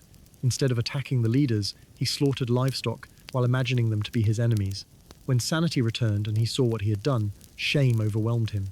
The strongest shield of the Greek army could protect Ajax from spears, but it could not protect him from his own despair. He walked away from the camp and took his own life. The Greeks had now lost Achilles, Patroclus, and Ajax within a relatively short period. The cost of the war was becoming unbearable. Even victory seemed increasingly distant, yet prophecies still insisted Troy could fall if several specific conditions were fulfilled. Odysseus, whose importance grew as physical strength disappeared from the Greek ranks, began investigating these prophecies carefully. One declared that the Greeks needed the bow and arrows of Heracles, which were currently possessed by Philoctetes. Years earlier, during the journey toward Troy, Philoctetes had suffered a terrible snakebite that produced an infected wound. The smell and his constant cries of pain became so difficult for the expedition that the Greeks abandoned him upon the island of Lemnos. It had been a cruel decision, and now they needed the very man they had discarded. Odysseus and other representatives travelled back to find him. Understandably, Philoctetes wanted nothing to do with the men who had left him alone for years. Different versions describe how he was eventually persuaded or tricked into returning, but return he did, carrying the legendary bow of Heracles. Once at Troy, his wound was healed, traditionally by the sons of Asclepius. Soon afterward, Philoctetes entered battle. His most important target was Paris. The prince whose judgment of the goddesses had begun the chain of events leading toward the war, now faced the weapon, once belonging to one of Greece's greatest heroes. Philoctetes released an arrow and struck Paris. Because the arrows of Heracles had been poisoned with the venom of the Hydra, the wound could not easily be treated. Paris understood that only one person might save him, Oenone, a nymph who had loved him before he abandoned her after Aphrodite promised him Helen. Oenone possessed knowledge of healing, and had once warned Paris never to forget her, because someday he might return, desperately needing her help. Now that day had arrived. Paris was carried toward her and begged for treatment, but Oenone remembered the pain of being abandoned. She refused. By the time regret overcame her and she decided to help, it was too late. Paris died. Some versions say Oenone, devastated by what she had allowed to happen, later ended her own life beside his funeral pyre. Thus, the man whose choice had helped begin the Trojan War did not survive to see its ending. Helen remained inside Troy, but Paris was gone. According to tradition, she was later married to another son of Priam, Deiphobus, keeping her within the royal household and ensuring the Greeks still had reason to continue their campaign. Another prophecy required the Greeks to obtain the Palladium, a sacred image of Athena kept inside Troy and believed to protect the city from conquest. As long as the Palladium remained within the walls, Troy could not fall. Once again, Odysseus became central. Together with Diomedes, he secretly entered the city under cover of darkness. Some stories describe Odysseus disguising himself as a beggar, allowing him to move through Trojan streets without recognition. Helen reportedly recognized him, but chose not to expose him, perhaps revealing that after years within Troy, her loyalties had become increasingly complicated. Odysseus and Diomedes eventually located the Palladium and stole it, carrying the sacred object safely back to the Greek camp. Another layer of Troy's supernatural protection had disappeared, yet, even with Paris dead, Achilles avenged, Heracles' bow recovered, and the Palladium stolen, the walls still stood. The Greeks had fulfilled prophecies, won countless battles, killed Troy's greatest defenders, and spent nearly 10 years beside the sea, but they remained outside the city. Their greatest warriors were disappearing, one after another. Hector was dead, Achilles was dead, Ajax was dead, Patroclus was dead, Antilochus was dead, Sarpedon and Memnon were dead, Paris was dead. An entire heroic generation was destroying itself beneath walls that seemed indifferent to everyone buried around them. At last, the Greek commanders began confronting a question they had avoided for years. What if Troy could not be defeated through battle at all? What if another 10 years of fighting changed nothing? Agamemnon could order another assault. Diomedes could kill another 100 defenders. Philoctetes could release another 100 arrows. But stone walls did not become frightened. Gates did not surrender because famous warriors stood outside them. Something entirely different was needed. During one quiet gathering of Greek commanders, perhaps while the distant towers of Troy glowed beneath the evening sunset, Odysseus began considering the problem from another direction. For 10 years, the Greeks had tried to enter Troy, while the Trojans actively prevented them. So what would happen, he wondered, if the Trojans themselves carried the Greeks through the gates? The idea sounded absurd. No Trojan would knowingly invite enemy soldiers inside, but perhaps they would unknowingly invite them. Perhaps the Greeks could create something so extraordinary, so mysterious, and so apparently sacred that the Trojans would choose to bring it inside themselves. Odysseus looked toward the craftsmen working throughout the camp, toward the enormous quantities of timber available from dismantled equipment and nearby forests, and toward the ships resting along the shore. Slowly, an idea began forming. Not another siege tower, not another weapon, not another attempt to break the gates. A gift. A gigantic wooden offering that appeared to have been left behind by an army, finally admitting defeat. The Greeks would burn parts of their camp, sail their fleet away from the shore, and make Troy believe the war was over. Hidden inside the enormous wooden structure would be a small group of carefully chosen warriors. The rest of the Greek fleet would disappear beyond the horizon and wait. If the Trojans accepted the deception, they would drag the strange object through their own gates. Then, after 10 years of failed assaults, Greek warriors would finally stand inside Troy without breaking a single stone in its walls. The commanders listened. Some probably thought Odysseus had finally become desperate enough to lose his famous judgment. Others slowly recognized the frightening brilliance of the plan. The entire war had been built upon strength, pride, and heroic combat. Its ending might depend upon patience, silence, theatre, and one carefully constructed lie. Soon, axes began striking timber in the Greek camp. Craftsmen received unusual instructions. Wooden beams were measured and joined together. A massive shape gradually rose beside the shore. From the walls of Troy, guards could see activity taking place, but could not understand what the Greeks were building. Day after day, the structure grew larger until its shape became unmistakable. 4 enormous legs, a powerful body, a raised neck, a carved head. The Greeks were building a horse, and inside that hollow wooden horse would hide the men who intended to end the Trojan War in a single night. For several days, the sound of construction echoed through the Greek camp beside the sea as carpenters worked beneath carefully guarded instructions, shaping enormous wooden beams into something unlike any weapon previously used during the Long War. From the towers of Troy, guards could see movement along the distant shoreline, but could not understand exactly what the Greeks were preparing. After nearly 10 years, they had become familiar with almost every form of Greek activity. They knew what preparations for battle looked like. They recognized the gathering of soldiers before an assault, the movement of supply wagons, the repair of ships, and the smoke rising from funeral ceremonies after another day of fighting. This was different. A strange wooden structure gradually rose above the camp, taller than the shelters surrounding it, and large enough to be visible from the city walls. At first, only its frame could be seen. Then, 4 enormous legs appeared, followed by a broad, hollow body, a long neck, and finally, the carefully carved head of a magnificent horse. The Greeks were creating something that appeared neither practical nor threatening. It possessed no wheels designed to break gates, no platform for archers, no heavy ram capable of striking stone. It looked instead like an enormous religious offering, and that appearance was exactly what Odysseus intended. According to later tradition, the master craftsman responsible for constructing the horse was Epeius, a skilled Greek fighter and builder who worked under Athena's guidance. Inside the enormous wooden body, he created a hidden chamber large enough to hold a carefully selected group of warriors. The exact number varies dramatically among ancient sources. Some traditions imagined only a few dozen men, others considerably more, but every version agrees that the group included some of the most trusted surviving Greek heroes. Odysseus himself would enter. Menelaus would join him, determined to reach Helen after nearly a decade.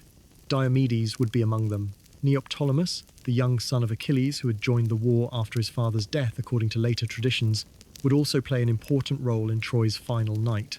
Other commanders and warriors prepared to hide beside them. Every man understood the danger. Once the horse entered Troy, there would be no easy escape. If the Trojans discovered the hidden chamber before nightfall, the warriors inside would be trapped, like prisoners inside a wooden cage, and killed without any possibility of defending themselves properly. Success depended upon complete silence and extraordinary patience. While the horse neared completion, the Greeks prepared the second half of the deception. The camp that had occupied the shoreline for nearly 10 years would disappear. Supplies were loaded aboard ships. Valuable equipment was removed. Structures that could not easily be transported were burned or abandoned. Tracks were deliberately left upon the beach, suggesting hurried departure. The enormous fleet prepared to sail, but it would not travel all the way back to Greece. Instead, the ships would hide beyond sight near the island of Tenedos, waiting for a secret signal telling them to return under cover of darkness. One man would remain openly behind. His name was Sinon. And perhaps no individual faced a more dangerous role in Odysseus's plan. Sinon needed to convince the Trojans that the Greeks had genuinely abandoned the war and that the enormous horse was harmless. If his story failed, every warrior hidden inside would die. At last, the chosen Greeks entered the horse one by one. The opening was sealed. Darkness surrounded them. Outside, the remaining army boarded the ships. Oars entered the water. Sails rose beneath the wind. And slowly, after almost 10 years upon the Trojan shore, the Greek fleet sailed away. From the towers of Troy, guards watched in disbelief. Ship after ship disappeared toward the horizon. The familiar shoreline that had been crowded with enemies for nearly a decade became strangely empty. Smoke drifted from abandoned shelters. No bronze armor flashed across the plain. No Greek sentries guarded the camp. No Achilles waited beside the ships. No Ajax carried his enormous shield. No Agamemnon commanded formations preparing for another attack. Only the enormous wooden horse remained standing silently near the shore. At first, the Trojans did not celebrate. 10 years of war had taught them caution. Perhaps this was another trick. Scouts were sent through the gates and carefully crossed the plain. They entered the abandoned Greek camp, expecting hidden soldiers to emerge from the ruins, but no attack came. They searched shelters, storage areas, trenches, and the coastline. The ships were gone. Slowly, the astonishing possibility spread from warrior to warrior, and eventually through the city itself. The Greeks had left. The war was over. Imagine what those words meant to the people of Troy. For almost a decade, an entire generation had lived beneath the shadow of invasion.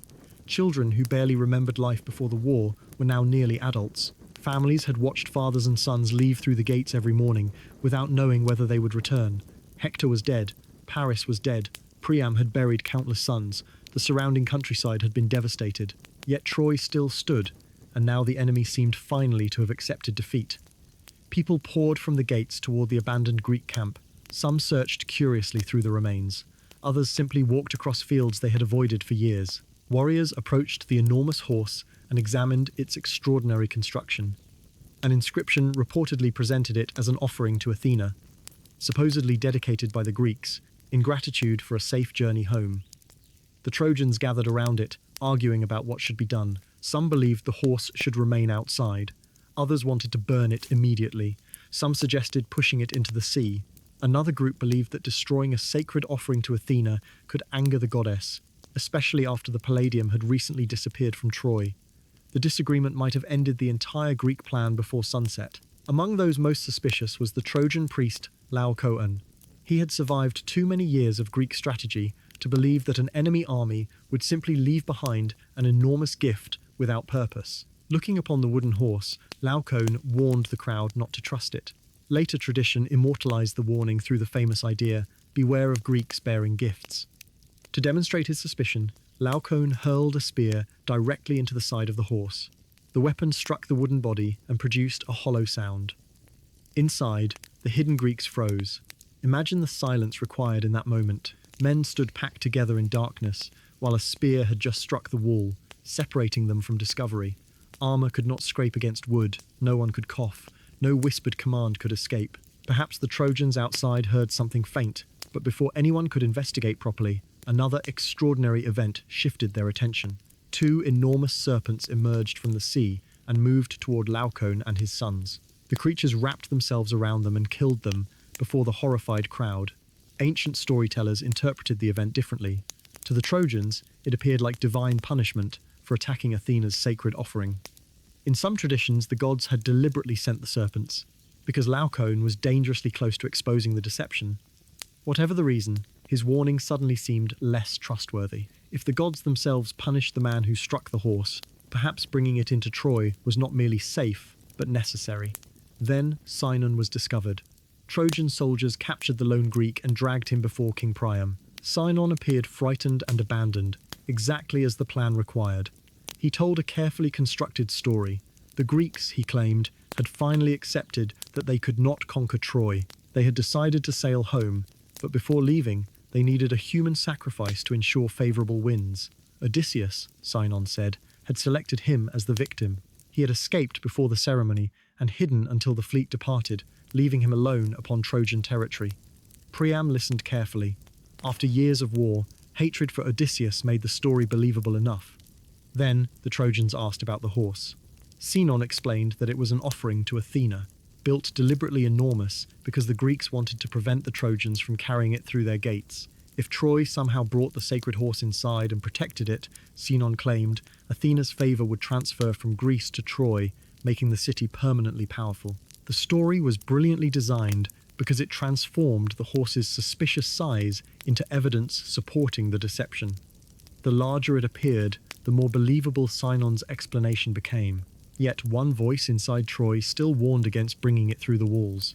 Cassandra, daughter of Priam, saw disaster approaching as clearly as ever.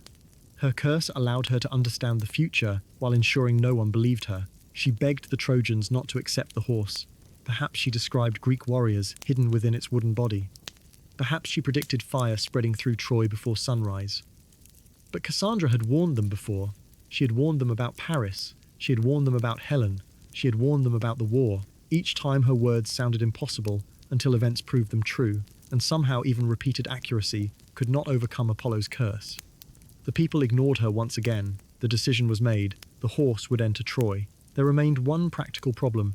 It was too large to pass easily through the existing gateway. Rather than recognize this as exactly the obstacle Sinon claimed the Greeks intended, the Trojans became even more determined. According to some versions, they dismantled part of the gate or surrounding wall to create enough space. Ropes were attached to the enormous structure. Hundreds of men pulled, while others placed rollers beneath its feet. Slowly, the wooden horse moved across the plain. Inside, Odysseus and the hidden warriors felt every movement. Sunlight entered only through tiny openings. The air became warm and uncomfortable. Outside, they heard thousands of voices celebrating. They crossed the ground where friends had died over nearly 10 years. They approached the walls no Greek army had ever successfully broken.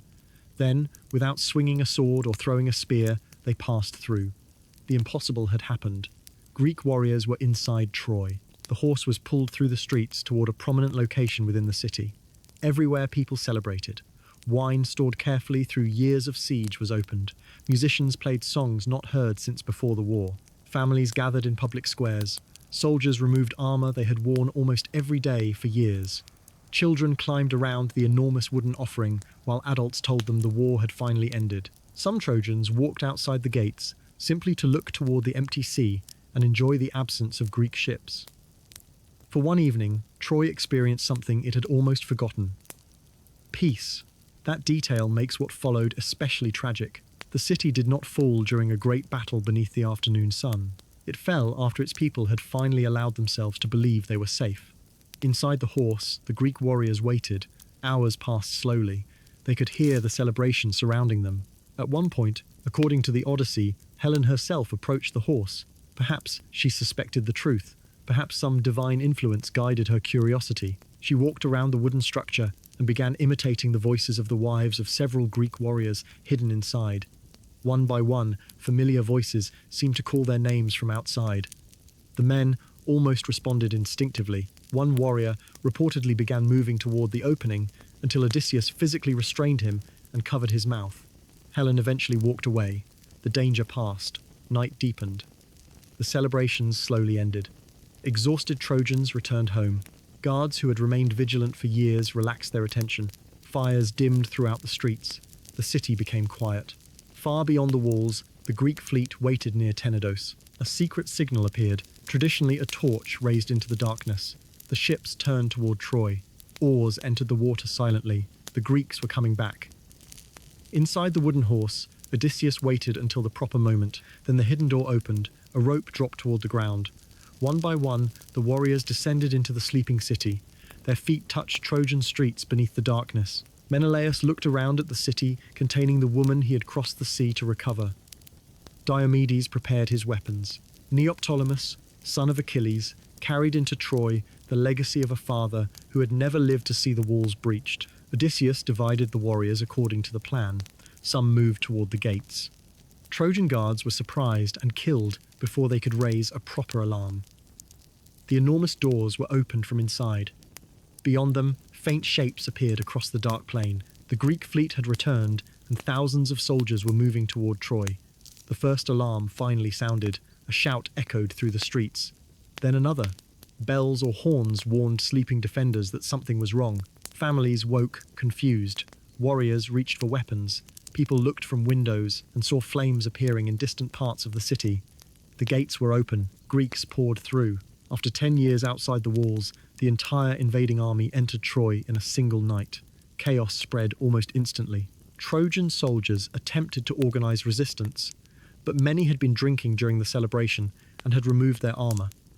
Units could not easily find commanders in the darkness. Streets became filled with frightened civilians moving in every direction. Fires spread from building to building as the Greeks deliberately destroyed strategic areas and uncontrolled flames consumed others. Aeneas awoke and gathered whatever defenders he could find, attempting to protect families and important positions. Deiphobus fought. Priam's surviving sons fought. Ordinary Trojan soldiers who had believed the war ended only hours earlier now defended their homes street by street. Yet, without Hector, without Paris, without organized preparations, and with enemies already everywhere inside the walls, the outcome was unavoidable. Menelaus and Odysseus moved through the city, searching for Helen and Deiphobus. Accounts differ regarding exactly how Deiphobus died, but he did not survive the night. Eventually, Menelaus found Helen. Ancient tradition imagined this reunion in different ways. One version says Menelaus entered, intending to kill her for everything that had happened. He raised his sword, but when he saw Helen again, After nearly 10 years, his anger disappeared, and he lowered the weapon. Other versions portray Helen actively helping the Greeks during Troy's final night, perhaps indicating that by then she desired to return home. Whatever occurred, Menelaus did not kill her. After nearly a decade, the original objective of the expedition had finally been achieved. Helen would return to Sparta.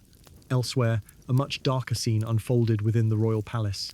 Elderly King Priam had lived long enough to witness nearly everything he loved disappear. Hector was dead. Paris was dead. Many of his sons were gone. His magnificent city burned around him. Realizing there was nowhere left to escape, Priam sought protection at an altar of Zeus. Queen Hecuba remained nearby. According to later tradition, Neoptolemus, son of Achilles, entered the palace. Priam saw the son of the warrior who had killed Hector standing before him. There would be no repetition of the compassionate meeting when Priam once entered Achilles' shelter. Neoptolemus killed the elderly king at the altar. It was a brutal ending for a ruler who had once governed one of the richest cities in the ancient world, and ancient poets often used the scene to demonstrate how completely war could reverse human fortune. A king surrounded by children, wealth, and power could end his life helpless among burning ruins. Andromache faced an equally terrible future. With Hector dead, she had no warrior capable of protecting her. The Greeks feared that young Astyanax, Hector's son, might grow older and someday rebuild Troy or seek revenge for his father. According to the darkest traditions, the child was killed, sometimes said to have been thrown from the city walls. Andromache was taken as a captive and eventually given to Neoptolemus. Cassandra sought refuge within the temple of Athena, but was dragged away by Ajax the Lesser, an act of sacrilege that would later bring divine anger upon the returning Greeks. Aeneas, however, survived. According to traditions later developed magnificently by Roman poets, he escaped the burning city, carrying his elderly father Anchises upon his shoulders while leading his young son Ascanius towards safety. Behind them, Troy burned. But through Aeneas, the story of the Trojan people would continue. Centuries later, Roman legend would claim that his descendants eventually became connected with the foundation of Rome itself, transforming Troy's defeat into the distant beginning of another great civilization. Throughout the night, flames climbed higher, roofs collapsed, temples burned, statues fell. The same towers that had resisted 10 years of Greek attacks glowed red beneath the fire. From outside the city, returning Greek soldiers could see Troy illuminated against the dark sky. The war had finally been won, yet victory looked strangely similar to destruction. By sunrise, the city that had dominated the plain for generations was largely ruined. Smoke drifted toward the sea, the gates stood open. Greek soldiers walked through streets once forbidden to them. Survivors searched for family members, captives were gathered, treasure accumulated into enormous piles, waiting to be divided among the victorious commanders. Men who had spent nearly a decade dreaming of this moment finally stood inside Troy, but many of the companions with whom they had begun the expedition were missing. Achilles would never see the victory, Ajax would never see it, Patroclus would never see it, Antilochus would never see it, countless ordinary warriors whose names disappeared from history would never see it. On the Trojan side, Hector, Priam, Paris, Sarpedon, Memnon, Penthesilea, and thousands more were gone. Menelaus had Helen again. Agamemnon had victory. Odysseus had proven that intelligence could accomplish what 10 years of force could not. Yet standing among the ruins, perhaps even the victors, understood that there was little reason for celebration. The Trojan War had ended, but the consequences had not. The Greeks still needed to return home, and the gods were angry about several acts committed during the destruction of the city. Some ships would sink, some kings would be murdered after reaching their own palaces, others would wander for years. Odysseus, the man whose wooden horse finally opened Troy, would soon begin a journey home, lasting another decade. Agamemnon would sail toward Mycenae, believing his struggles were finished, unaware that Clytemnestra had never forgiven what happened to Iphigenia at Aulis. Menelaus and Helen would wander before eventually returning to Sparta. Aeneas would begin searching for a new homeland. The Trojan War was over, but the heroic age itself was beginning to disappear. As the sun rose over the smoking ruins, the sea beyond Troy remained calm. Waves moved gently toward the shore, where the Greek ships had once stood for nearly 10 years. Birds crossed the morning sky. Far away, families in Greece still waited for men who had not yet returned. And upon the plain, beneath the ruined walls, rested the burial mounds of heroes from both sides. silent reminders that the greatest victory in Greek mythology had demanded a price almost no one understood when the first ships left Aulis. One final chapter remains in our journey. We will follow the survivors away from Troy, discover what became of Helen, Menelaus, Agamemnon, Andromache, Aeneas, and the other figures who lived beyond that final night, explore whether a real city of Troy may actually have existed beneath the legends, and finally, allow this enormous story, which began with a wedding and a single golden apple, to reach its quiet conclusion.